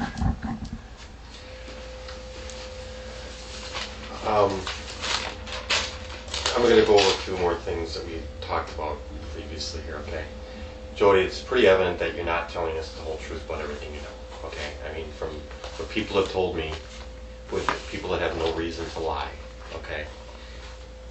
We've been told by a very reliable source that you have information that can help this case. I told you that earlier. Yeah. Okay? And that's what we're looking for. I can sit here and fish all day and waste your time, waste your attorney's time, waste our time. If there's something that we need to know, come out and say it. I don't have anything though. That would help this case. You got to keep in mind, you know, Steve is not your friend. He's not No, your I boyfriend. know This he's guy not. killed somebody. I don't know what proof I need to show you, or what proof you'd like to see, what evidence you'd like to see for me to prove that to you. And I will show it to you. I don't care what you want to see. I'll show it to you. I'll show you every laboratory report. I'll show you her bones. Anything you want to see to convince you what this guy did to her. I know he's done more to you. I believe that he threatened to kill you and you don't want to say it for whatever reason. He's never threatened me. What other kind of information can you tell me that can help me that you've been telling people about? I don't know what I've been telling people. Now let's go over a few more questions that we have here. Just that he's an asshole and There's things that are called other acts that can sometimes be used in court. And that's what we're kind of talking about here. You know, we're not saying you have direct knowledge of his act against Teresa, but there's other acts that he may have said or done to you that may relate to this case that the court may allow to use in the case in chief against him. For example, strangling you, hitting you, beating you, saying things to you, threatening you, stuff like that. If it happened, can be pretty good information or pretty good evidence as it relates to what he did. Mm-hmm. I could see the court probably allowing that type of information because it directly relates to the, or somewhat directly relates to the act. So that's, that kind of stuff, I guess, if you're wondering what we're looking at, it's probably more that kind of stuff. And you said, you told us about the strangling incident, getting hit up north, getting hit when the Marie thing. Yeah. When you got hit up north, what was that? What did he do? Slapped me. Slapped you in the face? Yeah. Just once, twice? Yeah, just once. Just there was once. a bug on my face. Because there was a bug on your face. Yeah. So he said I didn't see it. I don't think anybody else did because we were... Were you guys having an argument? He was mad because I was drinking. Oh, so do you believe there's a bug on your face? I don't know. I'm not going to sit here and play this game, Jodi. Okay, if that's what if there's a bug on your face, what it's like if somebody's gonna slap a bug off your face. Okay, and you know the difference between a bug slap and somebody hauling off and whacking you across the face. He didn't haul off and whack me. Okay, he slapped me, just slapped. Didn't leave a mark From or my nothing. recollection of one of our interviews with you, you got into a little more detail than just a slap up north. There was an incident with him up north. He was mad because you were drinking with his dad. Mm-hmm. And there was a little more than a slap that went on that day, from what I recall. We were arguing, and he slapped me, and me being the bitch I was when I was drinking, fell and made him feel bad. He didn't hit me. He didn't leave a mark. I don't remember if he left a mark. I don't know. It was so long ago. The Jodi thing, what did he do that time? Or the Marie thing? I told him to get the hell out. You're a sick fucker, sleeping with your own niece. And I started throwing his clothes out of the dryer and out the back door. And I came across a shirt she bought, so I started ripping it. And he went to grab it, and I was pulling it, and his hand slipped and caught me in the chin. We're in the previous interviews when you talked about these things, there was never mention about a bug. There was never mention about a slip. It was more in the heat of the moment he hit you. Now we've got this. Were you lying then? No. Trying to protect him, or I not might have been protect trying him, to protect him. I don't know. Or are you trying to protect him now? Or? No. I could care less if he fries in hell. Well, it is direct opposite of what he told us earlier. That's the problem we're having here. I mean, what are we to believe from you? What I'm telling you now. And that's what you've told me every time. I know. Well, I don't understand it, Jodi. I don't understand why you're protecting him. I'm not trying to anymore. Obviously, somebody has gotten to you. Has the pastor talked to you about this? No. Since we talked to you, did you tell her that we came and talked to you last Wednesday? Yeah. What'd she say about that? I'll pray for you. She say anything about that only the Lord can judge and that you shouldn't talk about this stuff and that the people on earth can't judge? No. She says that a lot. I don't know if she says it to you, but she says it a lot. I never heard her say the judge or the Lord judges or whatever. Yeah, the only the Lord can judge people. All right. Go ahead. I just want to read you a couple things from phone calls and stuff. You're talking to Barb and talking about testifying against Stephen, and you said you'd marry Stephen, so you said you wouldn't have to testify against him. As it relates to the marriage thing, there's some things talked about marriage and an annulment. I'll marry you and then we'll get an annulment. Whose idea was that? To marry and get an annulment? I believe I said that once a long time ago. Okay. So that wasn't Stephen's idea, to marry and get an annulment after? So you wouldn't have to testify and stuff? No, that was my idea. Okay.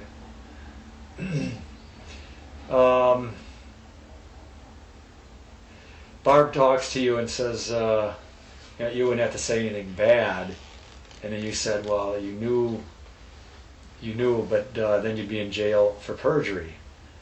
And Barb says, well, why? And you said, because I'm not a good liar. Now, Barb says, you don't have to say anything bad against Steve, and he says, well, then I'd be lying. What are these bad things? I guess that's what we see this kind of stuff, and we're wondering what you're talking about. I don't know. I don't remember that phone conversation.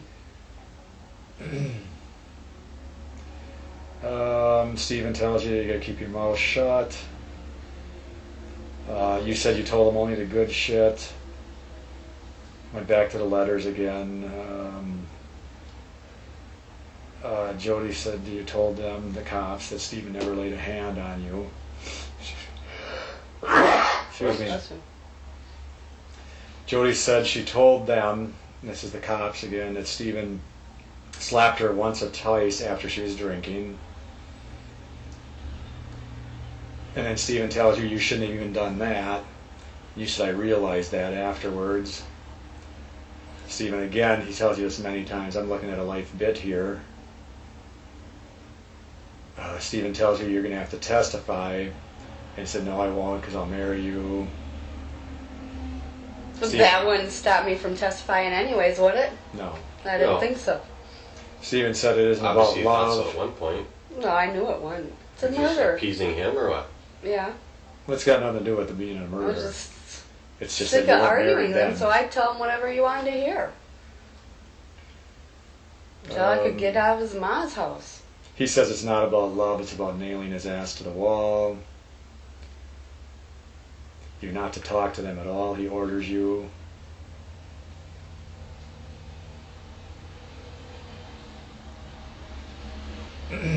Orders you to stay away from Chucky.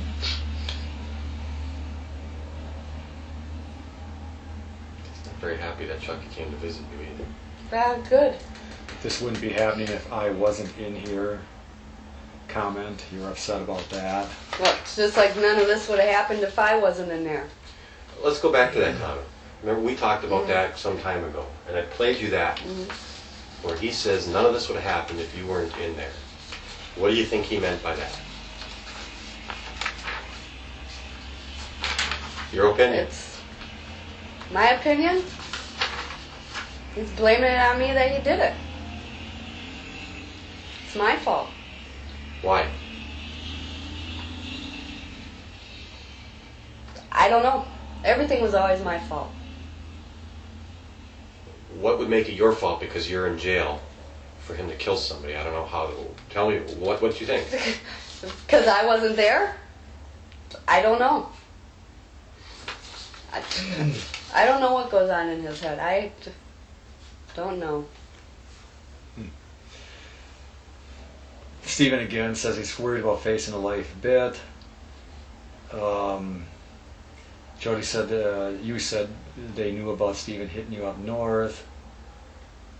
Stephen asked you why you just don't deny everything, and you said because if you cared for him, why you don't deny everything if you cared for him, and you said, he says that you could just say you were drunk and fell down and got the bruises, and then you said, I'm not a good liar.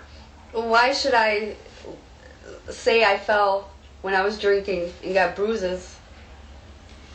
Exactly. When I wasn't drinking.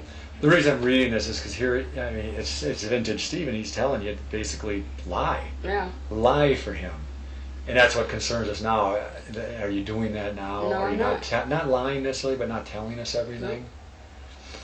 Let's talk about a few other things. There's obviously some things from the case that we think we're missing, some pieces of evidence, possibly. If he were to hide something, let's say a knife, for example, where do you think that would be?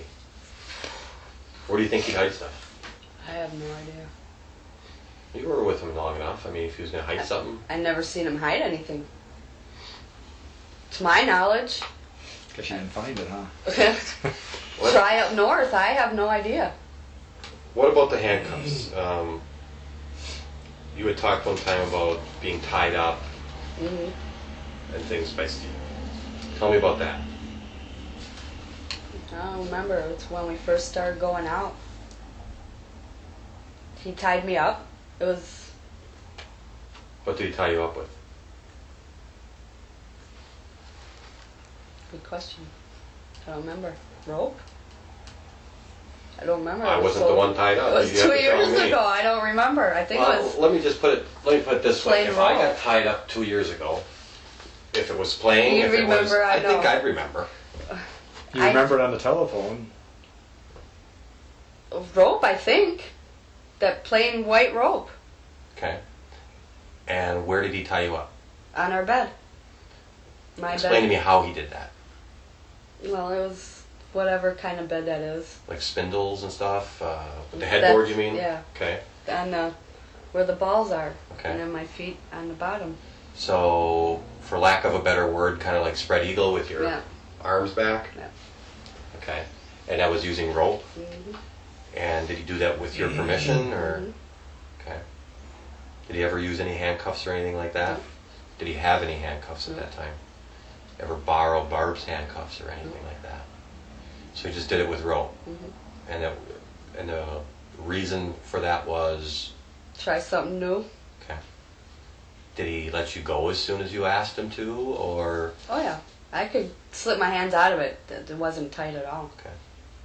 So your feet were tied by the ankles, one to each bedpost, and your arms to one to each bedpost. If I show you a picture of the bed, you can just kind of point that out to me so we're talking about the same thing.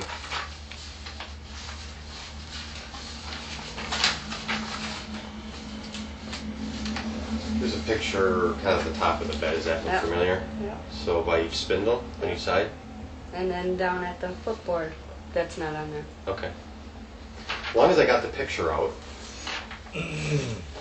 got a couple other ones we'll show you too later, but as long as I got this one out. Is this the skirt you were looking for? Yeah. Okay, I'll try to get that back to you, okay? And black suede gloves that tie. We probably have those too. Yes. And my comforter. That I don't know if I'll be able to return right away, but gloves I would think, and a skirt I think we can. Where were the gloves? Do you remember where you kept them? In I think they were. When I left to go to jail, they were on the desk in the bedroom. He rearranged, so I don't know. That's interesting. He rearranged. Where was the bed prior to you going to jail? It wasn't here, was it? No, it was over here against the wall under the window. Under the window? No. It was over against the wall under the window. So basically, it'd be turned. The door's over here, right? Yeah. And it'd be against this wall over here. Yeah. Okay, underneath the window. Okay. Whose guns were in those racks? Rollies. Rollies. You ever see Steve target shooting or anything? We both used the one gun. Okay. Which one was that? Do you remember? 22. Okay. So you both used the 22? Oh, yeah.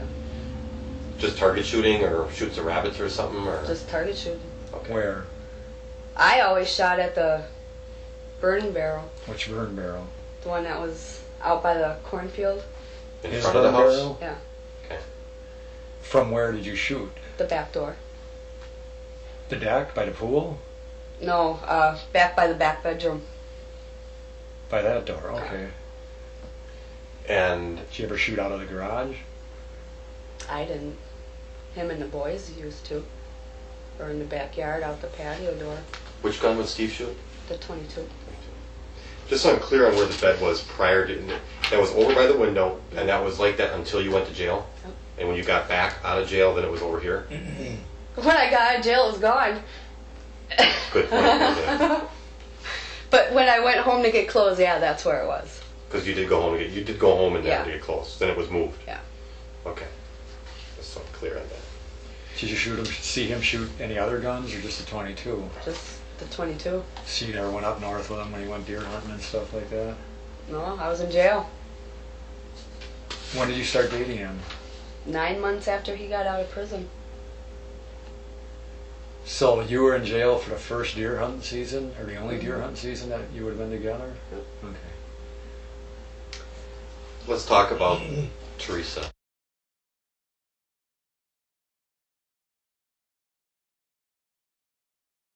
Okay, let's. We've got about roughly 15 minutes left, a little bit more. I paused it so we can run down a little bit more of this of what's been said the past 15 minutes or so. Just briefly, what I got out of it, they went after her again, calling her a liar. You're not telling the truth. You said this to this person. Now you're telling me this. That's not what you told me the last time we talked. Really putting the screws to her. But I have to say that I kind of agree with what Kel was saying. She's muddied the water, so they really can't use her. And for her, I think that's probably the best thing that she could have ever done. My thoughts, though. Wow, just wow. There's their story. There's their Brendan story. That they can go back and thank me Brendan for. You know, tied up on the bed. How were you tied up on the bed? So you were sprawled on the bed, tied on the bed. Aye. And you were shooting the gun out the back door. Well, was it just out the back door or was it ever in the garage? Yep. Talking about the actual fuck, man. That's fucking. Oh, that's made me really angry. Like the way. Well, you know, he also went through. I don't know who wants to comment about this, but he was talking about being tied up with rope, and well, I think he really thought he was onto something. But then she said that I could slip my hands out of it. Yeah. Exactly, Jack.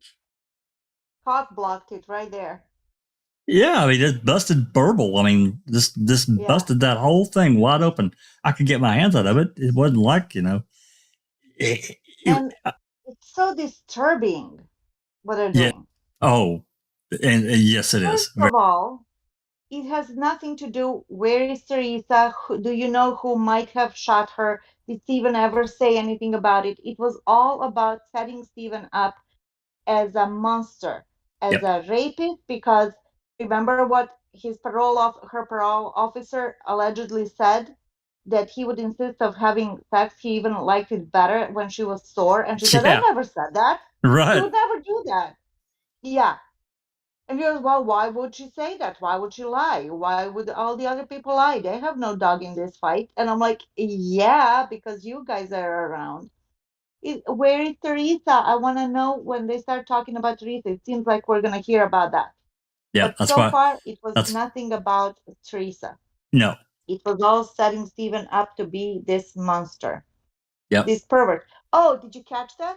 When she was talking about Stephen and Marie, and she said, I told him, like, you're a fucking, and I swear it sounded to me like she was going to say a pervert, but she controlled herself and she said like a sicko or whatever. Yeah. Because she figured where that was going. You know what I mean? Absolutely. Yeah. Absolutely.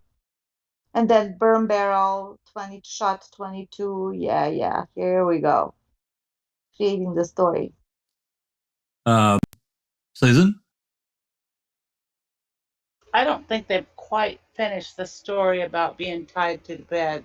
I think it continues after this, but yeah, I can't remember. I've only listened to this once, and I can't remember either. Yeah. I'm pretty sure right after this. No, go, Susan. No, go ahead, Dr. Silk. Yeah, I just wanted to say a couple of very interesting things here that listening to the call. They're trying to, Fassbender and Uyghur are trying to establish some type of behavioral pattern with Stephen in terms of like he wants to be kinky, he wants to tie up women to beds with ropes, and hence I wonder whether Brendan Dassey had actually heard that story, what Stephen did to Jodi, tied her up to the bed, because it seems really bizarre that Brendan will come out with a very, very similar story about seeing Teresa Halbach pinned to the bed. Doc, I'd bet money that that Uyghur and Fassbender said that to him. I'd bet on it. Yeah, and speaking about bed, it's now established that the bed was in a different orientation prior to Jodi going to prison and when she came out. At some stage, Stephen had moved the bed from underneath the window to 90 degrees underneath the gun rack while Jodi was in prison. Yeah. If that's the case, that completely destroys Brendan Dassey's recollections of seeing Teresa Halbach pinned to the bed as he peered down the hallway. That's right. Right? Which means that he could not have seen Teresa Halbach because Brendan may have remembered the bed in that position months ago, right? And it's rather remarkable that no one had mentioned seeing any divots in the carpet, that Stephen had moved the furniture, including dust. It really takes apart Brendan Dassey's recollections, right? And it's amazing how they keep on pushing Jodi about the sexual angle, about everything. everything to do with sex between Stephen and Jodi. And she kept on saying, hey, it was a normal relationship. I consented. There was nothing nefarious. I could slip my hands and feet out of the rope. We just tried something different. We didn't use handcuffs. Fassbender and Wiegert did not want to hear that. No. You could almost feel it with when they were asking about the rope. You could almost feel them like, oh shit, we got him now. I could feel that. It's like, nope, I could get my hands out of that. I could slip my hands out. When I heard that the first time, I was like, yeah. Yeah, Correct. well, if Nosy Wren is still with us in chat, Nosy, the only thing I can find on Jodi that is to date is a court filing for the 21st of the 5th, 2021, and it's for a car credit centre. She is due them $3,458.46. So that is the only thing I can find that is up to date. So no DUIs or anything like that. So maybe she's been able to keep her nose clean with the drink and everything like that. But by the looks of it, she's due a car company $3,400 odd. Oh. And that was on the 21st of the 5th, 2021. Wow. Well, if she's going to drink, the only thing, if she's going to drink, the only thing I can say is just stay the hell out of a car. Just stay at home and drink and leave the rest of it alone. Jesus Christ, man. 5 or 6 DUIs. Good. Yeah, I just wanted to make 2 points, right? Now, put yourself in Stephen's position, right? And you've got Jodi as your fiance.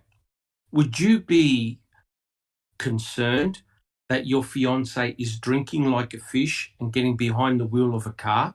Would that concern you? Yeah. Oh, yeah. Yeah, that would concern you, wouldn't it? So, Stephen being upset or angry, I could understand that, because if Jodi has a drinking problem, which she obviously did, you don't want to see your fiance wipe herself out in a road accident or kill somebody else, hit a child or something like that. So one can understand Stephen's exasperation of trying to make sense. I'm not saying using violence, totally against that. But one can understand his exasperation at Jodi, saying, hey, calm down, drink less, what you're doing is dangerous. And the police use that to their advantage, because they knew she was hooked on alcohol. She knew that she was going to do another DUI, and they were using that as a weapon against her all the time. Absolutely. Yeah. And look at her. She's just like a true addict. She did whatever she could to justify her means and her goals, right? Remember what she just said in this phone call to them? In this interview with them, she said that she was faking all those phone calls, that she loves him, blah, blah, blah, that she knew she was going to leave him as soon as she gets out of the jail, but she needed him in the meantime. Yep.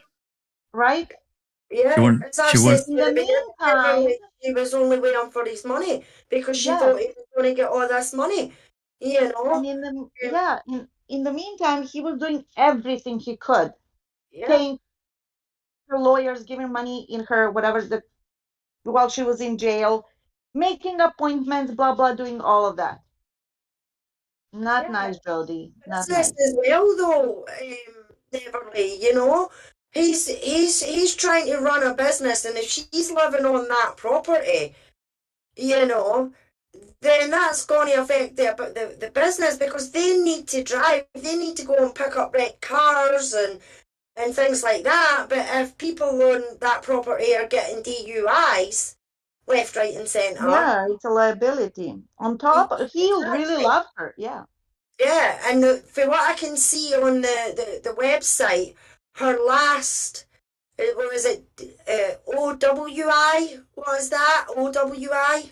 Yeah, operating without or with influence or something, whatever. While influence. While intoxicated. Yeah. Yeah. All right. So she was charged with both OWIs on the 5th and the 6th, but that was in 2018. So she's not had any drinking offences, for what I can see, since the 18th of the 10th, 2018. And then it's just these two car things. There was two of them. One was on the 24th of the 3rd, 2021, and then it went to Brown on the 21st of the 5th, 2021.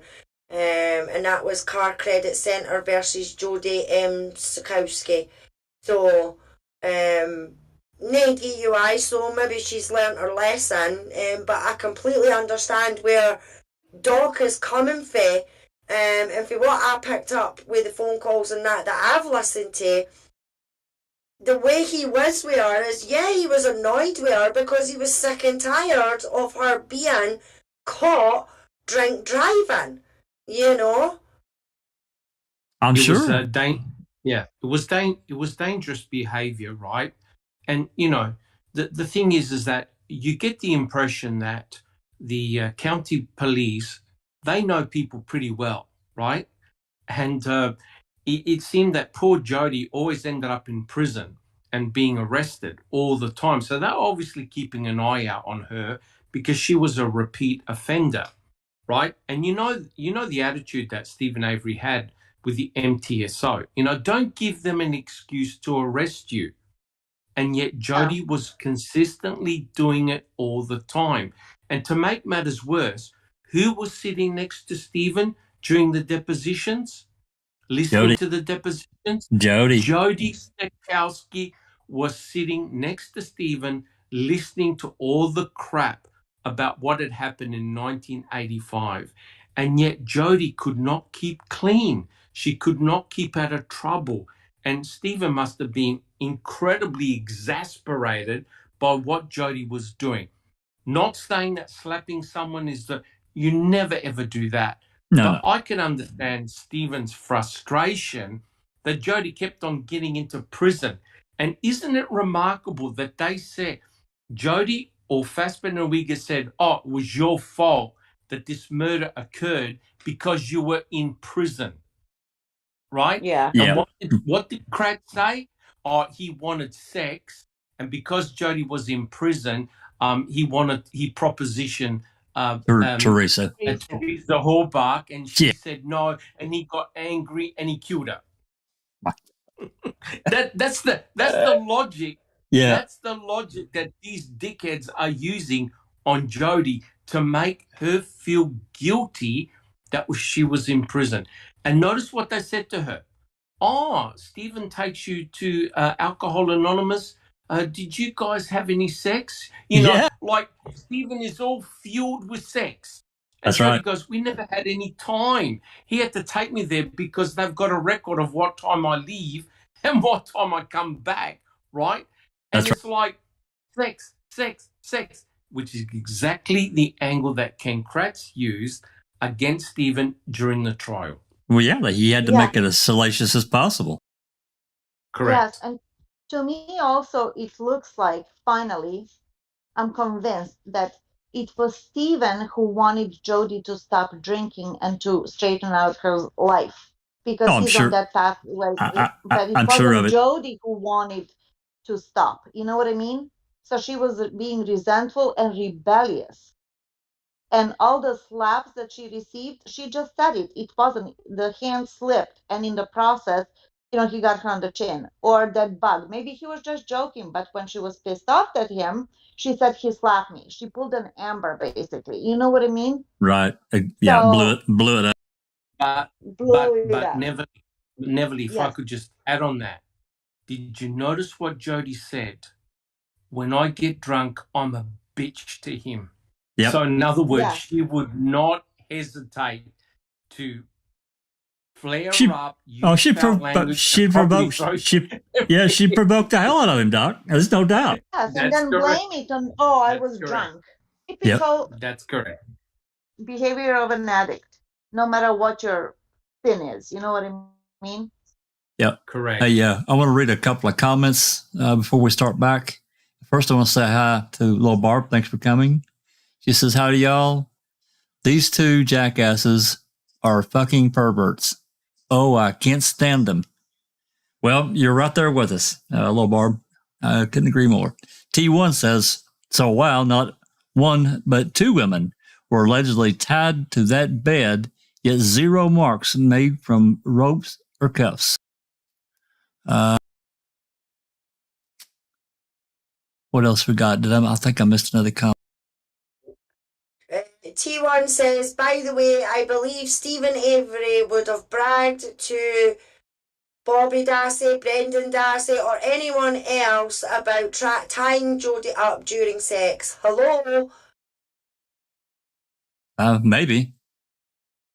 You know. But, look, guys, let's be frank and open and honest here, right?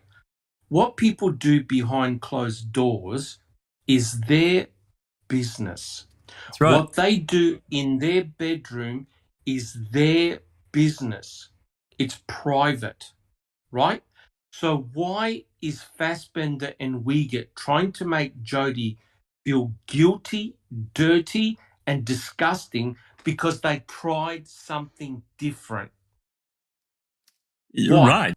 Well, I mean, I could imagine millions of Americans will be into kinky sex or alternative sex, except, of course, Stephen and Jodi. Now, Stephen has been in prison for how long? 18 years. Been with a woman That's for right. how long? 18 and all of years. a sudden he tries something different, and all of a sudden he's an outrageous sexual pervert. Right. And because Jodi and him had sex 4 or 5 times a day when they first got together, that's somehow abnormal, strange, weird, yet other people can have sex 4 or 5 times a day. But since Stephen and Jodi do this, he's got to be a potential killer. Right. Yeah, but it was the whole point. It was Jodi that said, I'm the one that wanted to have sex that much. Yes. And the whole point is to vilify Stephen. And when they said, you had to sex 5-6 times a day, and then it was a turn on for him when you got sore, and she said, no. But that was, it was all about setting Stephen up. It doesn't matter what she said. It doesn't matter what they did. They could care less. They could be probably envious. I'm kidding. But it was a new relationship also. You know what I mean? Right. And they just wanted to pin something down on Stephen. Or they would have built a narrative, some kind of salacious, horrible. Exactly. Yeah. Trap sent them over there. And I just agree with Christabel 43D, who said exactly, they shamed her. That's right. And that's exactly what they did. Yep. Yeah, and they, despite everything else they said, they were pressuring the hell out of her. They wanted her to say all these horrible things that he did. Oh, he tied you up. Yeah, but I get my hands out of the ropes. Oh. You could almost hear the air come out of the tires. Exactly. Anyway, all right. My final comment though, Jack 61. Yep. And I think wasn't it interesting how they asked her, where does Stephen hide things? The knife. Yeah. They can't find the fucking knife that allegedly had done all this damage, despite Culhane testing all the knives for blood and DNA and couldn't find anything. Now, isn't this bizarre, guys? Let's think about it. So Stephen successfully hid a knife, but he leaves the RAV4 on his property for anyone to find, including the key in his bedroom. Yeah. Guys, this is completely freaking outrageous. Absolutely. And all this a year after. So they have nothing, basically. They don't have anything. And that's why when Brendan said he left the gun, he left the knife in the car, they went back and looked under the seats to see if there was a knife. That's right. That goes Same to with the show item how of help. incompetent these idiots are. Correct. That's right. And that was after the crime lab, they basically took the seats out of it and everything, and they didn't find anything. That's correct. The FBI took all the seats out. Yep. All right, guys, we've got roughly, looks like 17 and a half minutes left. So unless something weird gets said here, I'm probably just going to play this to the end. So unmute your YouTube. Here, I'm going to back it up 10 seconds so we're back into the group.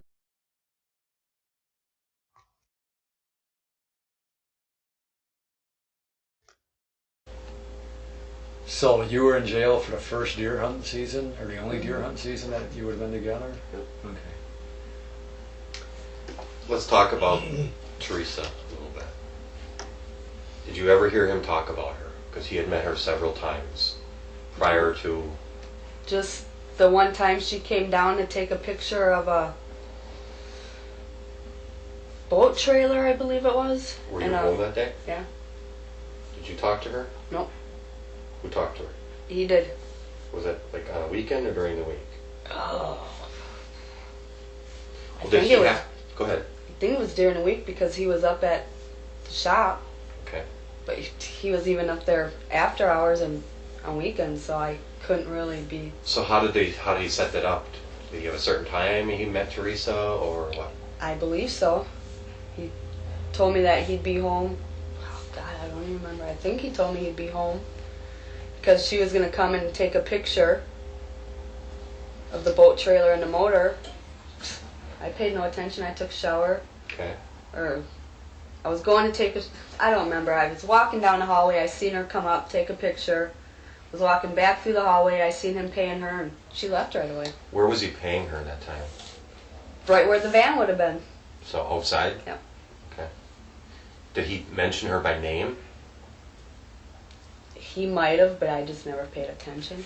Did he ever say anything after he met her, like, she's cute, I like her, maybe we could have a threesome? Oh, my God. Anything on that order? Never mentioned her? No. Then how do you know it was Teresa? Well, I just figured it was her, seeing I heard she was out there so many times. Okay. How many times was she out there? I couldn't even answer that. I figured it was every time he tried selling something. I don't know. You heard that she was out there so many times. I don't know who told me she was out there, or if I read it in the paper that she was out there a couple of times. Oh, a couple of times is... You made it sound like it's a lot of times. No. It's like 20, 30 times or something. No, okay. Not about what you read in the paper, your personal knowledge. How many times do you know she was out there? How many times did you see this woman out there? I only seen her that once. Okay. Do you remember what she was driving that time? I didn't even pay attention. Okay. Looking back on it now, obviously seeing Teresa's picture on the news, in the paper, whatever, do you believe that was the same person? I couldn't answer that because I didn't have my glasses. Okay. And I can't really see that far. I know she had dark hair. Okay. And she was skinny. I asked you this times and times ago. We talked about types of jeans that you might have worn. Did you ever own a pair of Daisy Fuentes jeans? No. Nope. Okay. Did you ever? Not to my knowledge. Okay. Well, if you did, you'd know, but it's not just a normal type of jean, I would think. Do you ever burn jeans anywhere on that property for any reason? Where? In the burning barrel and in the burning pit. Okay. I burned jeans, shirts, bras, underwear. What kind of jeans would you have burned? I couldn't even tell you the... Normally, names. what would they have been? What did you usually buy? Guess. Levi's. Faded Glory. Okay. But never a Daisy Fuentes No. that you're wearing? Okay.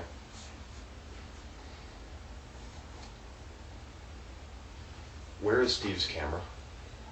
My camera? It's right there. Steve says it's his camera. No, he gave it to me. Okay. We like to take that along with us. Is that okay with you? Yeah. Okay. I was told I shouldn't give it to you without a warrant, but... Well, we're asking your permission to take it. I know. And you asked me a while ago, and I told you you could have it. If you want me to get a warrant, I'll do that. You know, that's up to you. It's your call. Is it your camera? He gave it to me. well, then you have the legal option You can to take it. consent or to not consent. The battery's not charged. I'll worry about that. That's not a big deal. And if it's yours, we will get it back to you. Yeah, 'cause his mom tried to take me from me. That's why I ended up in jail that one time for no contact. Because he gave it to me and she took it and he told her to give it back to me, that it's mine. Okay. And we'll get back to you then when we're done with it. And remember, like we said at the beginning, you know, I mean, that's information that you're giving to them. If there's something on there that There's no somehow- memory card, so don't think I'm trying to hide one or anything. We didn't have one before I went to jail. I don't think he bought one after, because he never said anything. Okay. Well, there was, from the phone conversations, there was an obvious attempt to hide the camera, to get rid of the camera. He did not want us to have the camera. It appeared that you didn't want us to have the camera. So I don't care if you take it. Well, My I don't know knowledge that is now. not I'm just my knowledge. talking beforehand.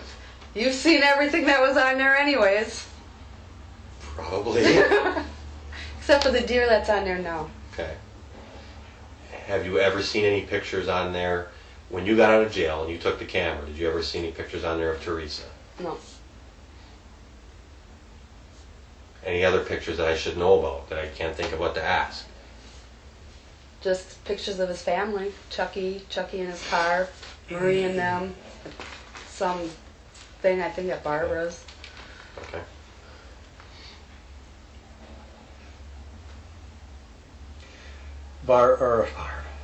Jodi, you talked about previously, I think we asked you about phone calls on October 31st, and you said that you did call Stephen that evening. I called him twice. Twice, okay. Did you notice a different demeanor in him that night than you No, had I've been recently? sitting here since I didn't notice anything.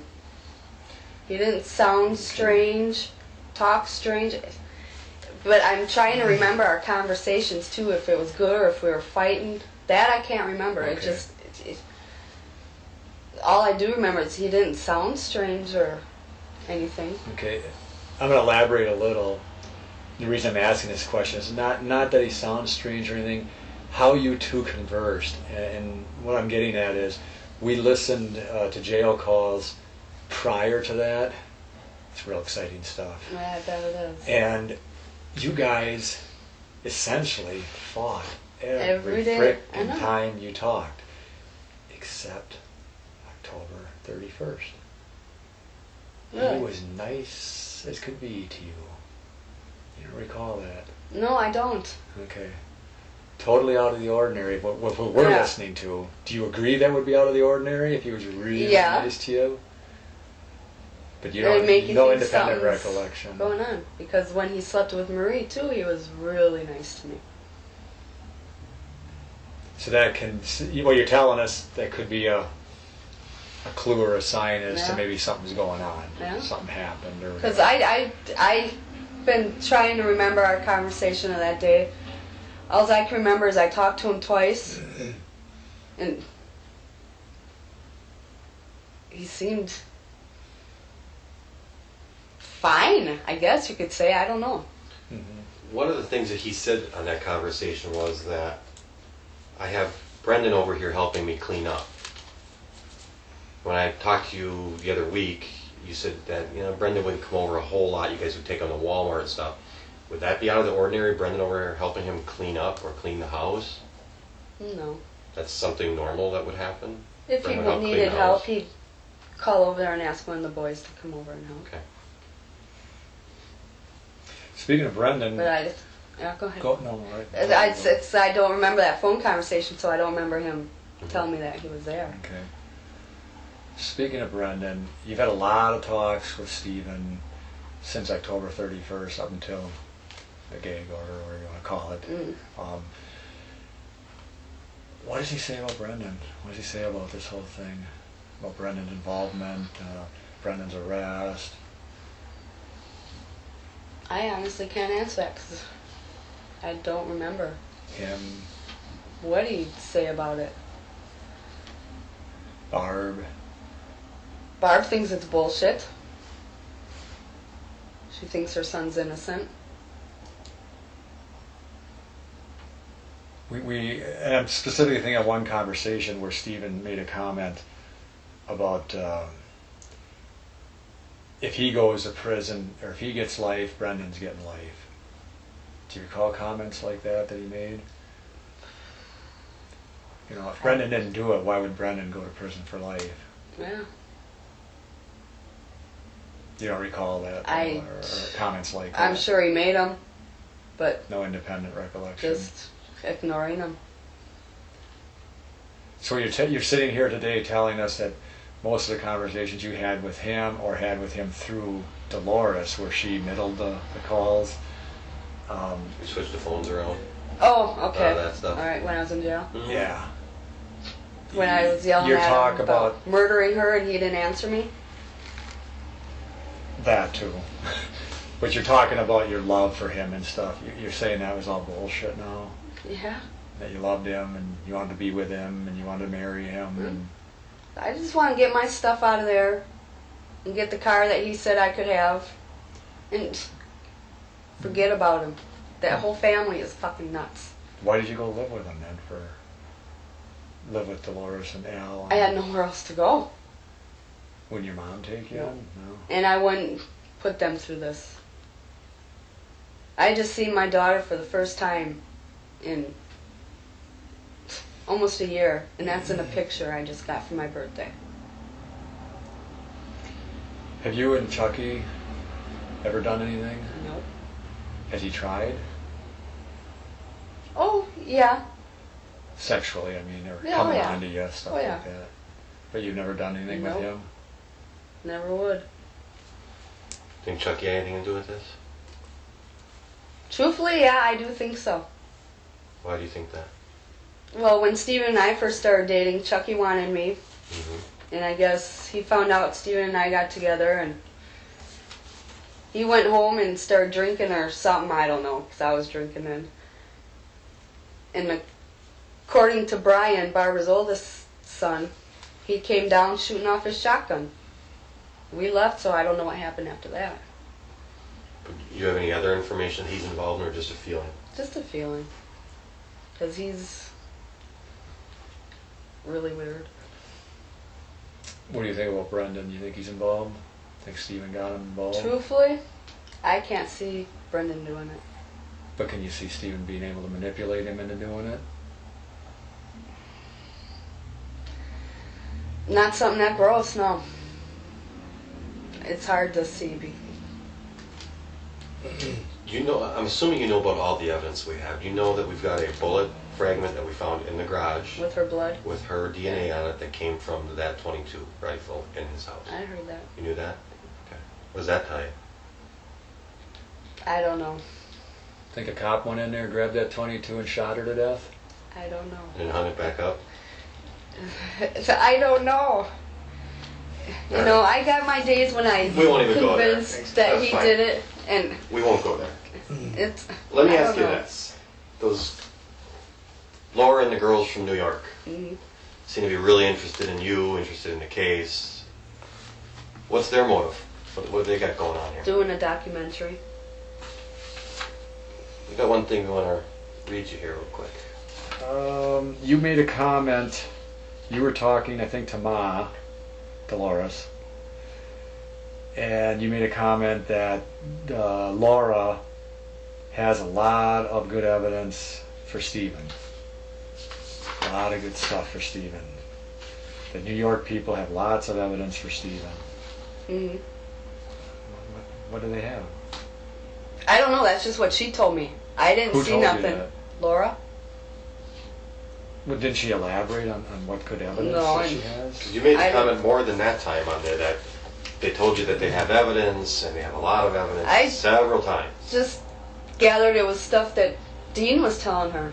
I never asked, you know. So she never told you No. what she had?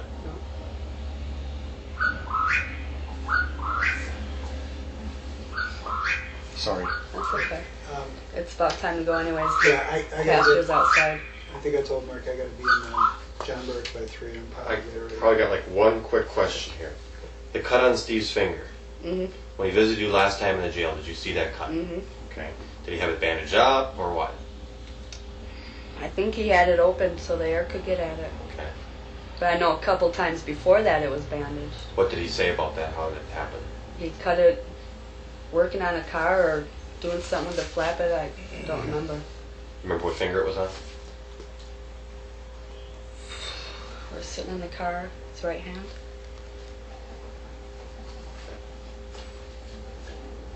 And then real quick, you just got a couple pictures to show her. Yeah, let's just do that real quick. Oops, sorry. Did Steve ever own a Palm Pilot that had a box like that? Palm 031? Not before I went to jail. Would he know how to run it if he did have one? I'm asking. Your opinion. My opinion, no. So you've never seen a Palm Pilot in his house? No.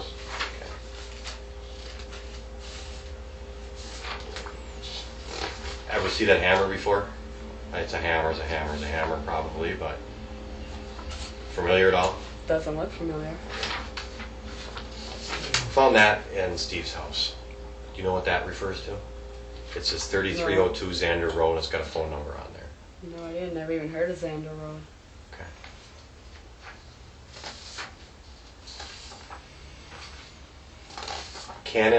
Picture of a Canon PowerShot A310. Did he ever have a camera like that? No, but that sort of looks like Barbara's camera. Okay. Do you know for sure if Barbara had one like that, or you just think you might have seen it? It looks like Barbara's. Okay.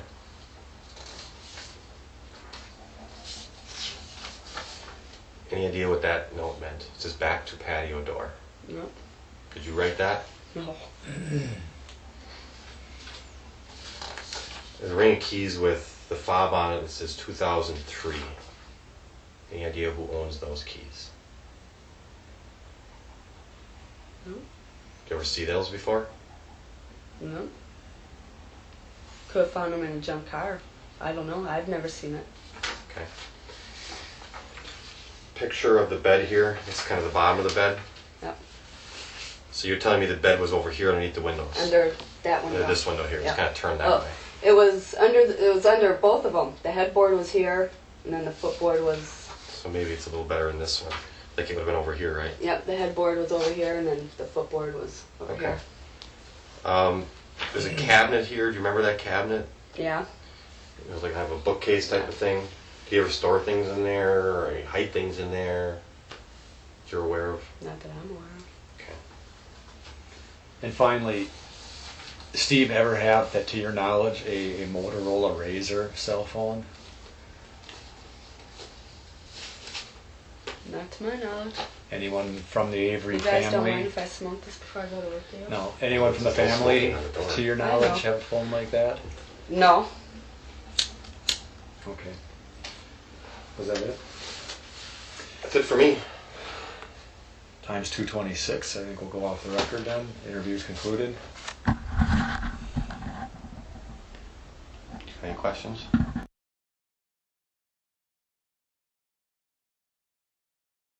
Well, you know what? I think Dr. Silkman and I want to go first. He seems to. I think Dr. Silkman. Well, what can I say? I mean, it always worries me when Fassbender and we have got to go to a third party like Jodi, and they know that Jodi was not there, right? Hence, Jodi cannot offer any type of new information to help the investigators. She wasn't present on the salvage yard, right? Fassbender and Uyghur are desperately trying to get something out of Jodi, right? Some type of involving sexual battery or something like that, some type of shocking behavior by Stephen against Jodi, but it's not working because Jodi's saying, look, I consented to everything. I gave him permission. I was drunk a lot of times. I was violent and aggressive towards him as well, etc., etc. But Fassbender and Wiegert never let Jodi go, right? They tried to find something on her that she could say against Stephen. And it's remarkable that they asked her, well, was it normal that Brendan or someone else would go up and help clean up? And Jodi goes, yep. When Stephen needed help, she would ask one of the boys and they will go over and help him. So that deflated their ego right then and there. So it was fairly normal for Brendan or someone else to go over and help clean up, right? Very interesting that Jodi admitted that she had actually burnt clothing, jeans, bras, panties, I think, in the burn pit and in the burn barrel. Very interesting. And hence you're going to find rivets and stuff like that belonging to jeans. Yes, she didn't own a pair of the Fuentes, wherever it is, jeans. Daisy Fuentes. Daisy Fuente jeans. But it's interesting that she had burnt clothing in Stephen Avery's burn pit. What else? What is remarkable, and this blows my mind, that they were insinuating that Stephen was hiding something from Jodi on October 31st because Stephen was nice to her. Yes. This is such bullshit. Did you guys? So if you're nice to your fiance, it means that you are raping, murdering, mutilating, and cremating somebody while being nice to fiance. That's right. I've never heard so much garbage in my life. Complete bullshit. Yes, but notice the other question that they asked her about Chuck, right?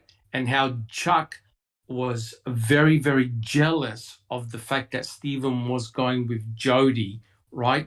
And it's very interesting because remember, Kelly did a poll of the number of people that pointed a finger at other potential suspects. That's and right. Guess who came up number one? Trump's.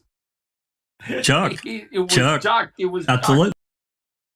You know, and that story, I don't know if you had ever heard it. I hadn't. That Chuck got this shotgun and went and did whatever. We don't know the rest of the story. I never heard this before because he was upset because Jodi was going with Stephen. I've heard that. Have you? Yeah, it may have been in a phone call or something. I don't remember where it was. Well, that's something else, guys, and you can comment as you will, but it's so obvious to me that Fassbender and or someone listened to every word these people said, every call. Sure did. They did. And you know what? I just want to make a final comment. I think this call that you've just played with Jodi is probably one of the most important calls we have heard. Yep. Because to me, it proves that they had jack shit against Stephen. If the investigators did, they would not be talking to Jodi because their evidence against Stephen and Brendan is so ironclad they don't need Jodi. That's right. They are using Jodi like they use Brendan to fill in the gaps because they're clueless as to what occurred. That's right. Yep. Exactly right. And I think that, Doc, if there would have been any way possible, they'd have threatened her much in the same way that they did Brendan. Of course, she was smart enough to lawyer up, but of course he was fucking useless. Yep, 100% correct. And guys, it goes to show the power of Ida Meffel.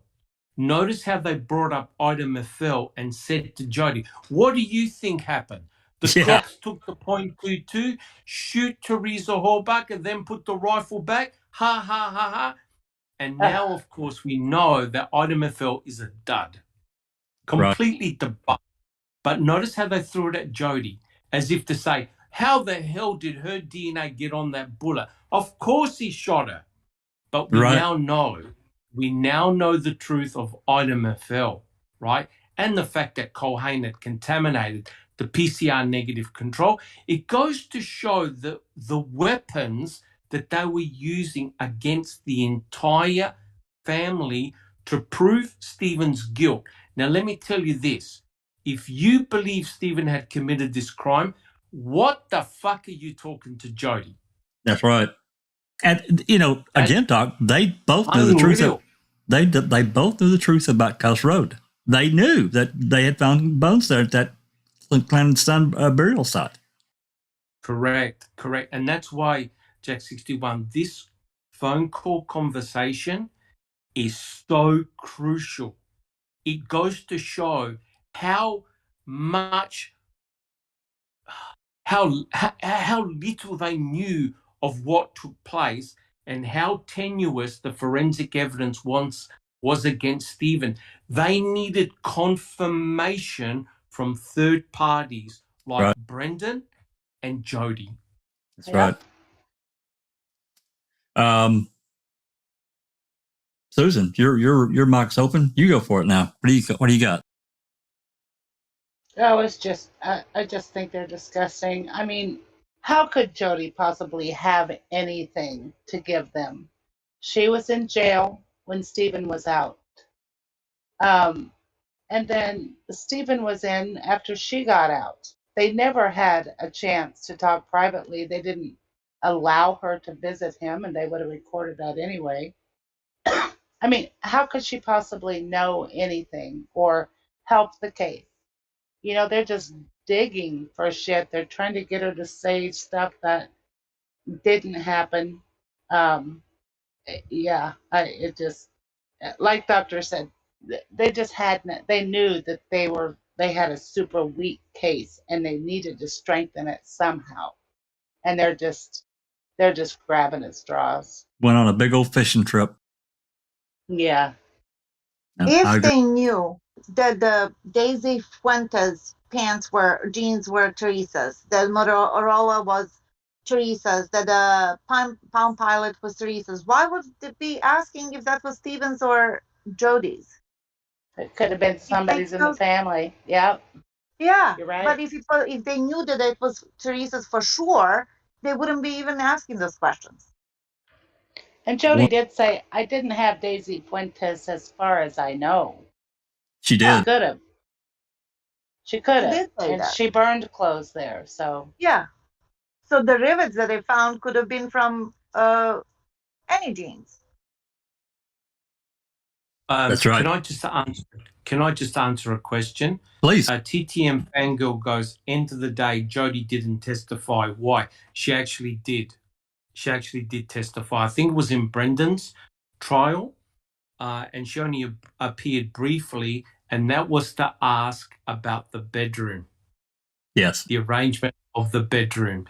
Because remember, Brendan totally got the bed 100%, 90 degrees out of whack.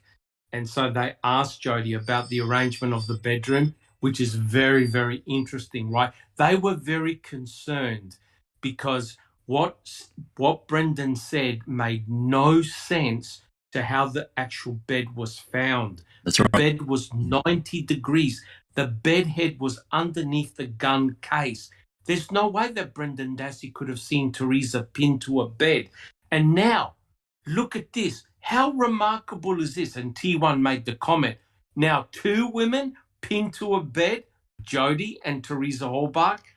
Come on now. This is too much of a coincidence here, right? So where did Brendan get the story about a woman being tied to a bed? Because that's exactly what you see in Kiss the Girls. The girl pinned up to a bed, spread eagle, exactly like Jodi Stachowski was. So here's the question. Did Stephen brag or joke that he had tied? I was just going to say that. That he had tied. Absolutely. Because he's the type of guy. He's the type of guy that will brag about stuff like that. Absolutely. Yep. But we didn't mention one thing. Jodi just threw Chuck's name into the pot. She did. Yeah. Yeah, she did. She said, I could see Chucky do it. Yeah. She said more damaging stuff in one sentence about Chucky than she did in 3 hours of interviewing about Stephen. That's right. Yeah, because that was unsolicited. Pretty much everything they threw at her, she just completely knocked it down. Completely. Or she muddied it so bad that it was useless. Yeah. They didn't ask her about Chuck, and she volunteered that information. Very, very interesting. And here they are trying to pin Stephen down to do something wrong, and he didn't. And you know what? You know who doesn't have an alibi for what he did that day? Chuck. Chuck. Chuck Avery. And guess where Chuck was? Right at the front. That's right. Guess where Teresa would have had to have passed to get down to where the van was. Right past the office area where Chuck was at that time. Right. And Chuck could not provide an alibi. And Chuck was the only person who mentioned about the fact that if gunshots were being fired, he would have heard them. Isn't that remarkable? Yep. And I believe the it was that showed up. Oh, go ahead. I believe it was that day that a client came in and said it took forever to get to the office. He was out somewhere in the yard. Yeah. And he was disheveled when he came back. That's correct. So was the motivation simply jealousy? And don't forget the mere fact that this money, had Stephen got that money, it could have been a game changer for everyone at the salvage yard. It could have destroyed the status quo. And I would say they were very fearful of that. And the mere definitely fact think he that had they were motive. Yes. And they were trying to paint Stephen as this deviant with domestic violence and violence against women. And who has extensive violence against women? Oh, my God. Chuck's a weirdo. But not only that, he's also on record for stalking women. Yes. Right? Remember? He stalked that particular woman, bought her gifts, left her money, all sorts of stuff. So that's not Stephen. Stephen doesn't do any of that. Approaching customers. Hint, hint. I think Chuck tried to fuck any woman that he came in contact with. Pretty much. That seems to me. Pretty much. Yeah. Yeah. Stephen never solicited anything from the customers. We don't have a record of that, but we do have for Chuck.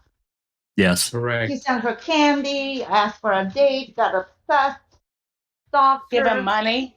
Give him money. Sent her flowers, I think. Flowers, yeah, and chocolate or something. Correct. But did you notice what they asked her? They asked Jodi about taking Teresa Horbach coming onto the property and taking photographs of the I think it was the boat trailer, and they asked her, okay, what did he do? Well, he went down there, paid the money, and went back, and she left, which is exactly what Stephen said happened on October the 31st. She came down, did the photography, he came out, he paid her, she left, right? He never wavered with his story. Never. No, and not only that, do you notice they asked her, well, did Stephen say, oh, you want to do a threesome?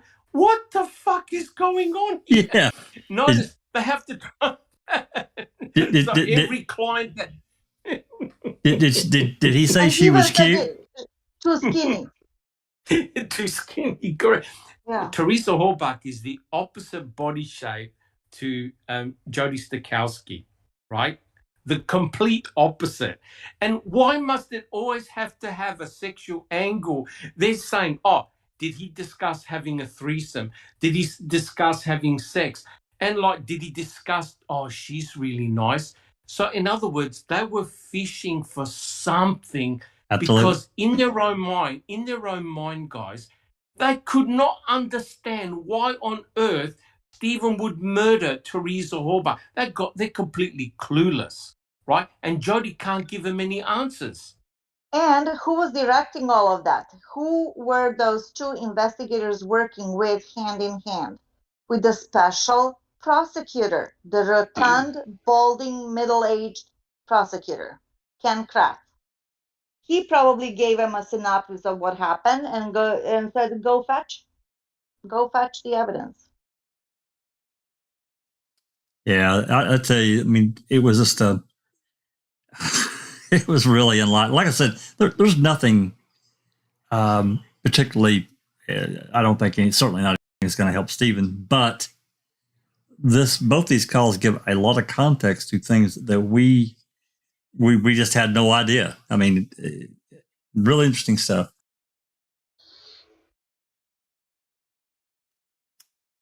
Alrighty, Alice, you've been awfully quiet. Come on.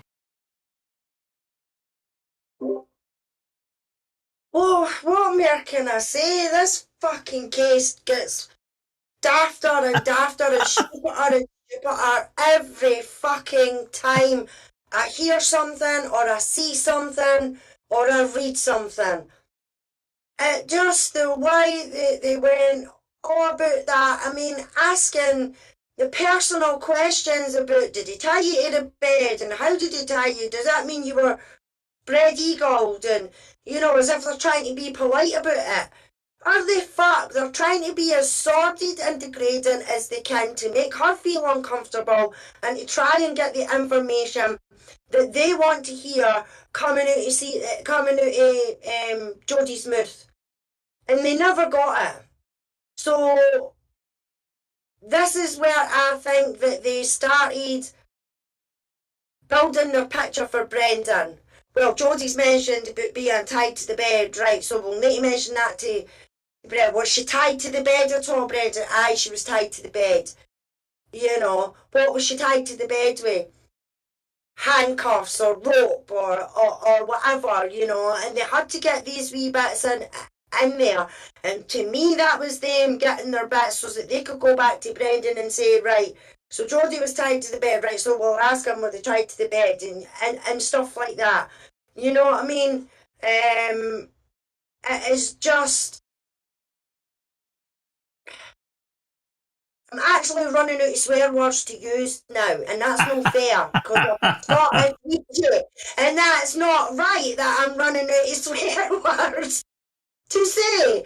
But yeah, the way they've went about this interview and everything like that, and I'm so glad, and I will give her kudos for that when they mentioned Brendan and saying, would Stephen be able to bring Brendan into something like that? And she went, nope, no way, So I will give her 5 points for that.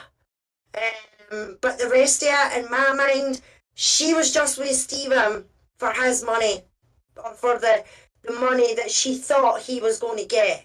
Yep. And that was it. And when he wasn't getting that money, that was it. She didn't want anything more to do with him. I mean, as she said in that interview, he's dead to me. But I guarantee you, if something miraculous happened and Stephen managed to get out and he was getting his money, she'd be sniffing right back up his ass again. You know what I mean? Oh yeah, absolutely. Well, yeah, she said she wanted the money and the truck and get out. I'm sorry, Neverly. Go ahead. It's okay. No, that's true. So shame on her for using him. He was totally invested with her. Yeah. But back to Chuck. There's more about Chuck. Didn't the dogs point at his, what was it? His couch or something. Laundry couch. Yeah, his bedroom. Yes, I'm sure. Yeah, something in the house. Absolutely. Mm-hmm. Kent 3334 made a comment. Speaking of Chuck, whatever happened to the 3 blood drops, or 3 blood drops found in the pole shed around this green Jeep? The one Chuck used as the yard vehicle. Yeah, that's a good question. I don't know. Maybe Doc knows about those. I don't know that one. And speaking of green Jeeps, didn't the turkey hunters in those waders reported to see a green SUV down by Maribel Coast? Yes, they did. That was a 2-part call. I think one part of it was from Manitowoc. I think the other part went into Queso. I think that's right. I could be wrong about that, but yes, you're correct. And the fact that they did not find any teeth except for those two halves put together, that Dr. Simley couldn't confirm 100% that it was Teresa's. The fact that all those teeth are missing and there's a bunch, like 32, 36, whatever, that's because the whole head is missing, except for the cranial bones, if we believe that those are Teresa's. Oh, right, with The head and the with the trunk bullet is hole. missing. Yep, that's right. Yeah, that's why the teeth are missing. They didn't pull them. The head is missing. The crowns were all gone, Neverly. Yeah. And the crowns would disappear only on the proviso that the jaws with the teeth are exposed to extreme heat. I thought it was the opposite, Dr. Silkman. I thought the teeth do not burn. Yeah, but what I'm saying is that the crowns were gone. There were no crowns left. They would have melted, right? Dissipated. That's correct. That's correct. So it goes to show that wherever Teresa Horbach was burnt, it must have been very, very high temperatures, not what you're going to expect in an open burn pit, right? So Dr. Simley was able to superglue two roots together and compare them to X-rays, and he wasn't 100% sure that it was a match. To Google, it says that teeth are considered to be the most indestructible components of the human body, and they have the highest resistance to most environmental effects like fire, desiccation, and decomposition. Yep, but there were none left. They didn't find any whole teeth. So that's what I'm saying, because the rest of the head is missing. Yep, only 35% of the skull was found. Yeah, so 65 is missing. Before, I always wondered, I'm like, who? I mean, you have to be like in the mafia, that Whitey Bulger, he had his guys pull teeth out of the victims so they couldn't be identified. So like that's like just over the top, on top of the cremation and all of that. But now it makes sense, because I really think along with the trunk, the head is missing as well. But maybe if she was really shot, a piece, 35% piece, was left behind and they found it, allegedly. Well, the thing is that no bones have been tested, right? So you can make the argument, whose cremains are they? But they did test muscle tissue that was connected to bone, right? Yeah. And that's where Cobain got the 7 out of 15 match, yeah. right? So it's a 1 in a billion chance of it not being Teresa Horbach. Yeah. That's why Kathleen Zellner wanted to test the bones, because you want to be 100% proof of who the victim actually is. But you're correct. I can't explain where the rest, no one can explain where the rest of the skeletal remains are. And why would all the crowns of the teeth disappear? I don't know. I do not know. Because the head is missing. It's like, I mean, if they parts of the head are missing. Well, I mean, it's like if they did pull the teeth, as nearly suggests, somebody took a hammer and literally smashed them, just smashed them into smithereens. Wow. I'm not saying that's what happened. I'm just saying that. Yeah. Well, if you have a look at it, right, it's quite clear that nobody wanted to. They wanted to ensure, whoever did this to Teresa Horbach wanted to ensure that they could never identify her remains, correct? Correct. Yeah. Because they cremated her, right? But if they're now pulling out teeth or somehow removing the teeth or grinding the teeth or whatever, it means that they can't use dental records to prove who that person was. This is an incredible degree of ultra-violence I have never seen. Has any of you guys seen something like this before? I'm saying that's an extra level of Correct. all of this. The only one that I can remember, Doc, I saw a documentary. It wasn't like I don't remember what it was completely about, but the guy killed his girlfriend or wife, whatever, and he put her in a fucking wood chipper. You know what I'm talking about? Those things that throw a branch in, and that's what he went and rented one of them things and fed her through it, and of course it absolutely destroyed the body. Absolutely. That's like Fargo. Yeah. Yeah, just to answer, can I just answer Fugman's question? Please. They only found 35% of the skull, right? They haven't found all the cranial bone fragments of the skull that allegedly came from the burn pit, and up to 65% of the entire skeletal remains are missing by weight. So a forensic anthropologist knew what the weight of Teresa Horbach was, and you can basically estimate by weight how much bone should be recovered. So about 65% of her entire skeletal remains are missing.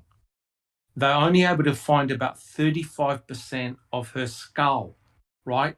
So here's the question. If Teresa Horbach was burnt whole in that burn pit, where's the rest of the head? Absolutely. Where the rest of the ribs? Where the rest of the rib cage? The spinal column, right? There's so much convenient that they had the two beveled pieces that showed two gunshot wounds. Correct. Absolutely. Correct. So, they did find two cranial bone fragments with evidence of gunshot wounds because they had beveling, but they never found any cranial bone fragments with an outshot. So they could never prove a bullet had exited the skull. Only two bullets entered the skull. And we know Ida Meffel never struck skull bone. And we don't know for sure. Correct me if I'm wrong, Doc. We don't know for sure if it was pre-death, pre-mortem or post-mortem on the gunshot wounds, correct? Well, it basically, you can't determine when the body was shot, whether the person was dead or after death, but we know that she was shot before cremation. Gotcha. Okay. Right. Gotcha. Yeah. So we don't know whether the bullets were the cause of her death. We don't know whether she was shot when she was alive or after she was killed, but we know that she was shot before being cremated. Gotcha.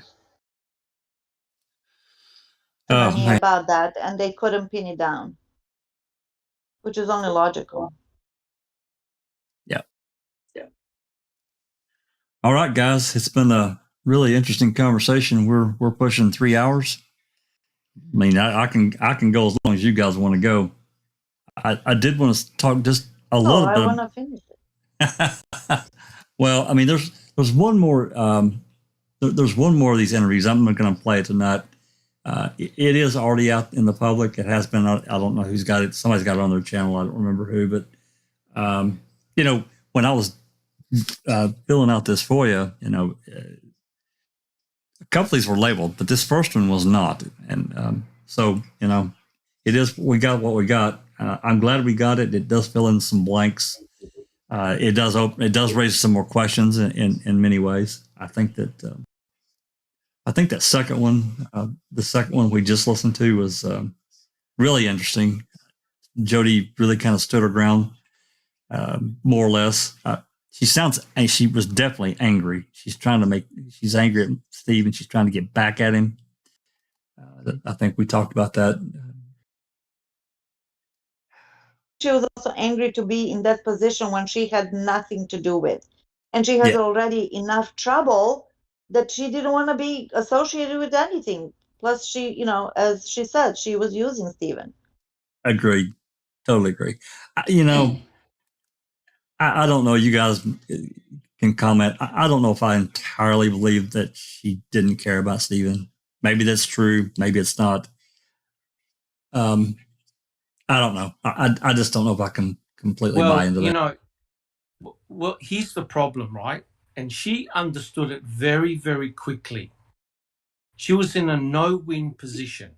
Oh, yeah. If she said she cared and loved Stephen, the bastards would have turned around and say, do you really support a rapist and a murderer? Yep. And remember, don't ever forget what we get said to her during that interview. How do you know that Stephen won't go after your own daughter? Right? So there you go, the levels of desperation that these bastards were willing to go to. So she, put it this way, she knew that she was in a no-win situation, so she chose the easiest option by saying, yeah, I was going to leave him. No, I don't care. So they don't keep on harassing her. That's the issue. Because if she supported Stephen, they would have still kept on harassing her. And threaten her and take her daughter away and everything else. Correct. They could have Correct. at least threatened. Correct. So that's why she was like, la, la, la, la, I don't want to hear about this. Correct. But I do think a lot of her feelings for Stephen was for the big payday coming. Yeah. It's quite disappointing because he really tried almost too hard. You know what I mean? Because now it's clear that she did not want to quit drinking. She was just playing along to get along. So he would leave her alone. But every chance she got, she got drunk. Alcoholic. Yeah, she definitely had. Yeah, I mean, we didn't really talk about it much. I mean, I knew her daughter had been basically taken away from her, but remember the comment she said, "This is the first time I've seen my daughter in a year, and it's only a photo." That's pretty bad. That's pretty bad, guys. Horrible. Yeah. I mean, I couldn't. She blamed that on Stephen. It wasn't Stephen's fault. Yeah, it wasn't there. I thought about this earlier. Wasn't there an accident or something? This was like sometime in the summer of 2005 that Jodi was driving and she ran off the road or something, and Stephen jumped behind the wheel for her so she wouldn't get in trouble. I'm sure that's true. It was the opposite way around, Jack. And that's the reason Jodi went to jail this last time. She took the wheel and Stephen ran off. Oh, Stephen was driving? I believe so. I'm almost certain. Okay. I seen. I just wanted to mention right quick that Claire had made a comment. This has been a really fascinating conversation. We appreciate that. You're welcome to come on and discuss this with us. I mean, we have an open Discord. I've put the link in a couple of times. Anyone's welcome to come in, and if they want to come in and talk, give their thoughts. That's what the open mic is really about. Jack 61, can I just make a final comment because I've got to leave, unfortunately. The credit plug in chat said, could Chuck's DNA be so similar to Stephen's that they got it all wrong? No. Each person's DNA is unique. Even though they've got common parents, the alleles are different to each other. They would not be the same. The only way you're going to have similar DNA to somebody else is literally if they're a genetic clone. So your DNA and your alleles are unique.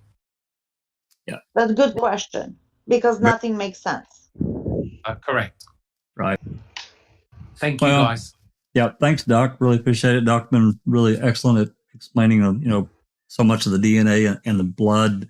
We've got item, is it a BC? We got the item blood. BC.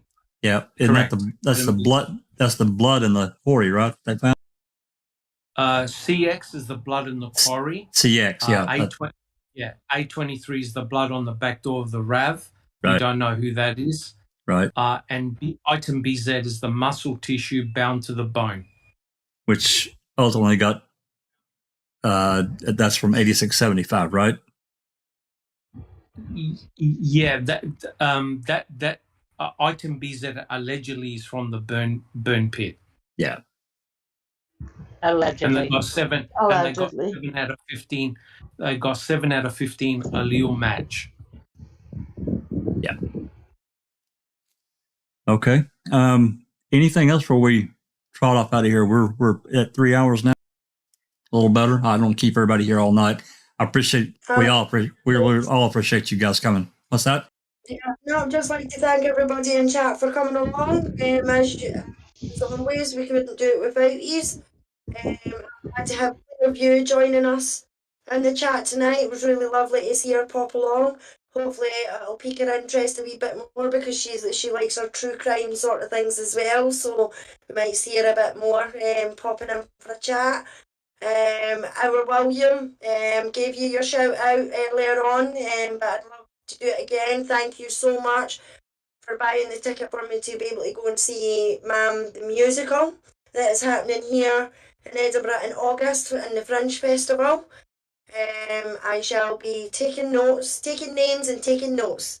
Definitely. So thank you very much to William. It's very much appreciated. Yeah, I did want to. Yeah. Well, Scots stick together, don't they? Yeah, they certainly do. I did want to talk. And thank you, Jack, for the new FOIAs. Yes, this is awesome.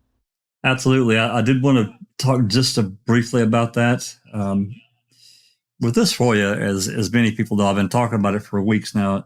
There were a lot of issues, first in getting it. But once I've gotten it, there are issues with several of the items. I talked a little bit about the Brian Dassey interview. It was just a train wreck. Literally 28 seconds in, there was 10 and a half minutes of just dead nothingness. I had to clip that out. And then when you get to the end of it, she says she's going to flip it over to the next side. She had a little alarm. It turns off again, the audio, but it keeps dead space. It's another minute and a half. I think I had to clip off the end. And then there are issues with Manitowoc. I grabbed the Manitowoc County radio. It said radio transmissions. I think it's had detailed in their ledgers. Well, in the ledgers, it says there's 32 CDs or DVDs, whatever. Okay. So I got them, I expected them to be exactly what Rookie has gotten in the past, but I wanted to compare, it's trust but verify, right? So what I got was 33 DVDs. One DVD had one call on it, one from the 4th. But the truth is there are 35 DVDs in total. Now, we know this because Rookie got the remainder balance here a few months back that we put all those calls, up in the playlist. And so, and I know that the last two CDs, they're labeled something completely different. And I'm just wondering, and again, this is speculation. This is just me wondering now. They said they had 32. There's actually 33. Mightn't there be 2 more DVDs laying around that are not part of that list because those 2 DVDs are labeled Halbach Discovery. Both of those DVDs. So this is another one that's screwed up.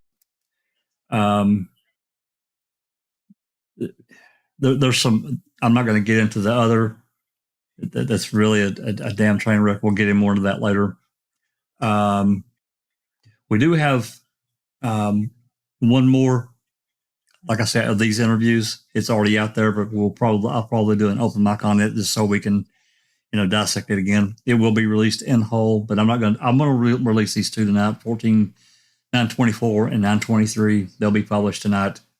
And then the Brown County jail calls. I'm going to wait and give Casey a little bit more time to go through and just to make sure that there's nothing there that is of interest to her.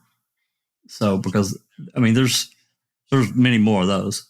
He was in Brown County for about a week, so those will be coming soon.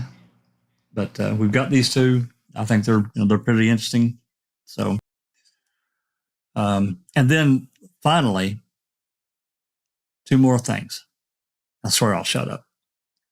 There is one more item from my list that has not been shipped to me yet. And this was 3 microcassettes that they had to send out to get converted to a digital format. I've checked my email daily. I haven't gotten anything. So I'm still waiting on that particular one. When it gets here, we'll see what it is, because it doesn't say what it is in the ledgers. I have no idea what it is. So, and then Andy B had tagged, I think his name is Phil Mealy. That's Allison mentioned the Making a Murder musical.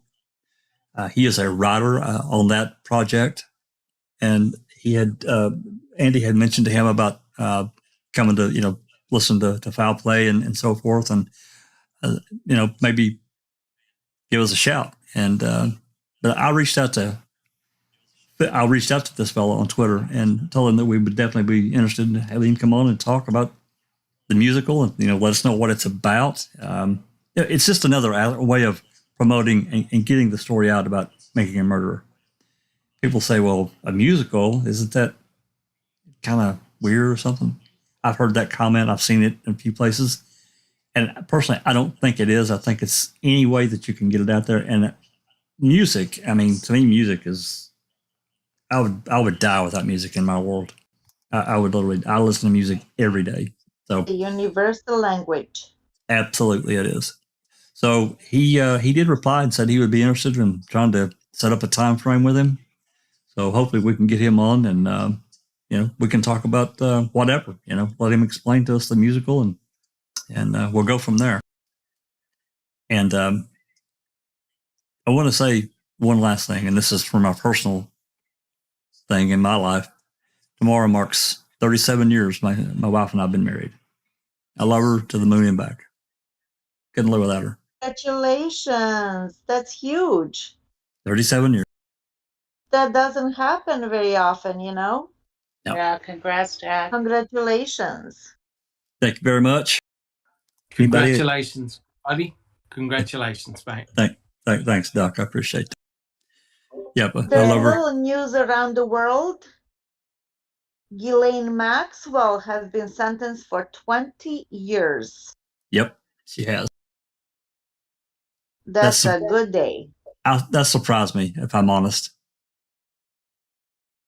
Not me. I didn't think she would get that much time. I didn't. I don't know why.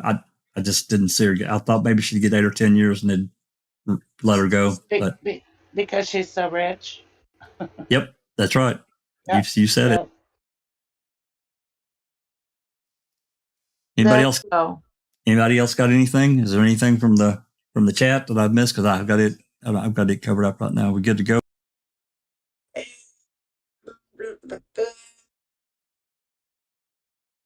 I'm sorry, Alice. You cut.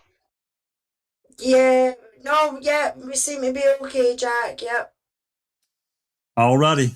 Well, I have to say that we really appreciate everyone coming along, being a bigger part, keeping this stuff in the forefront, and we look forward to the next time.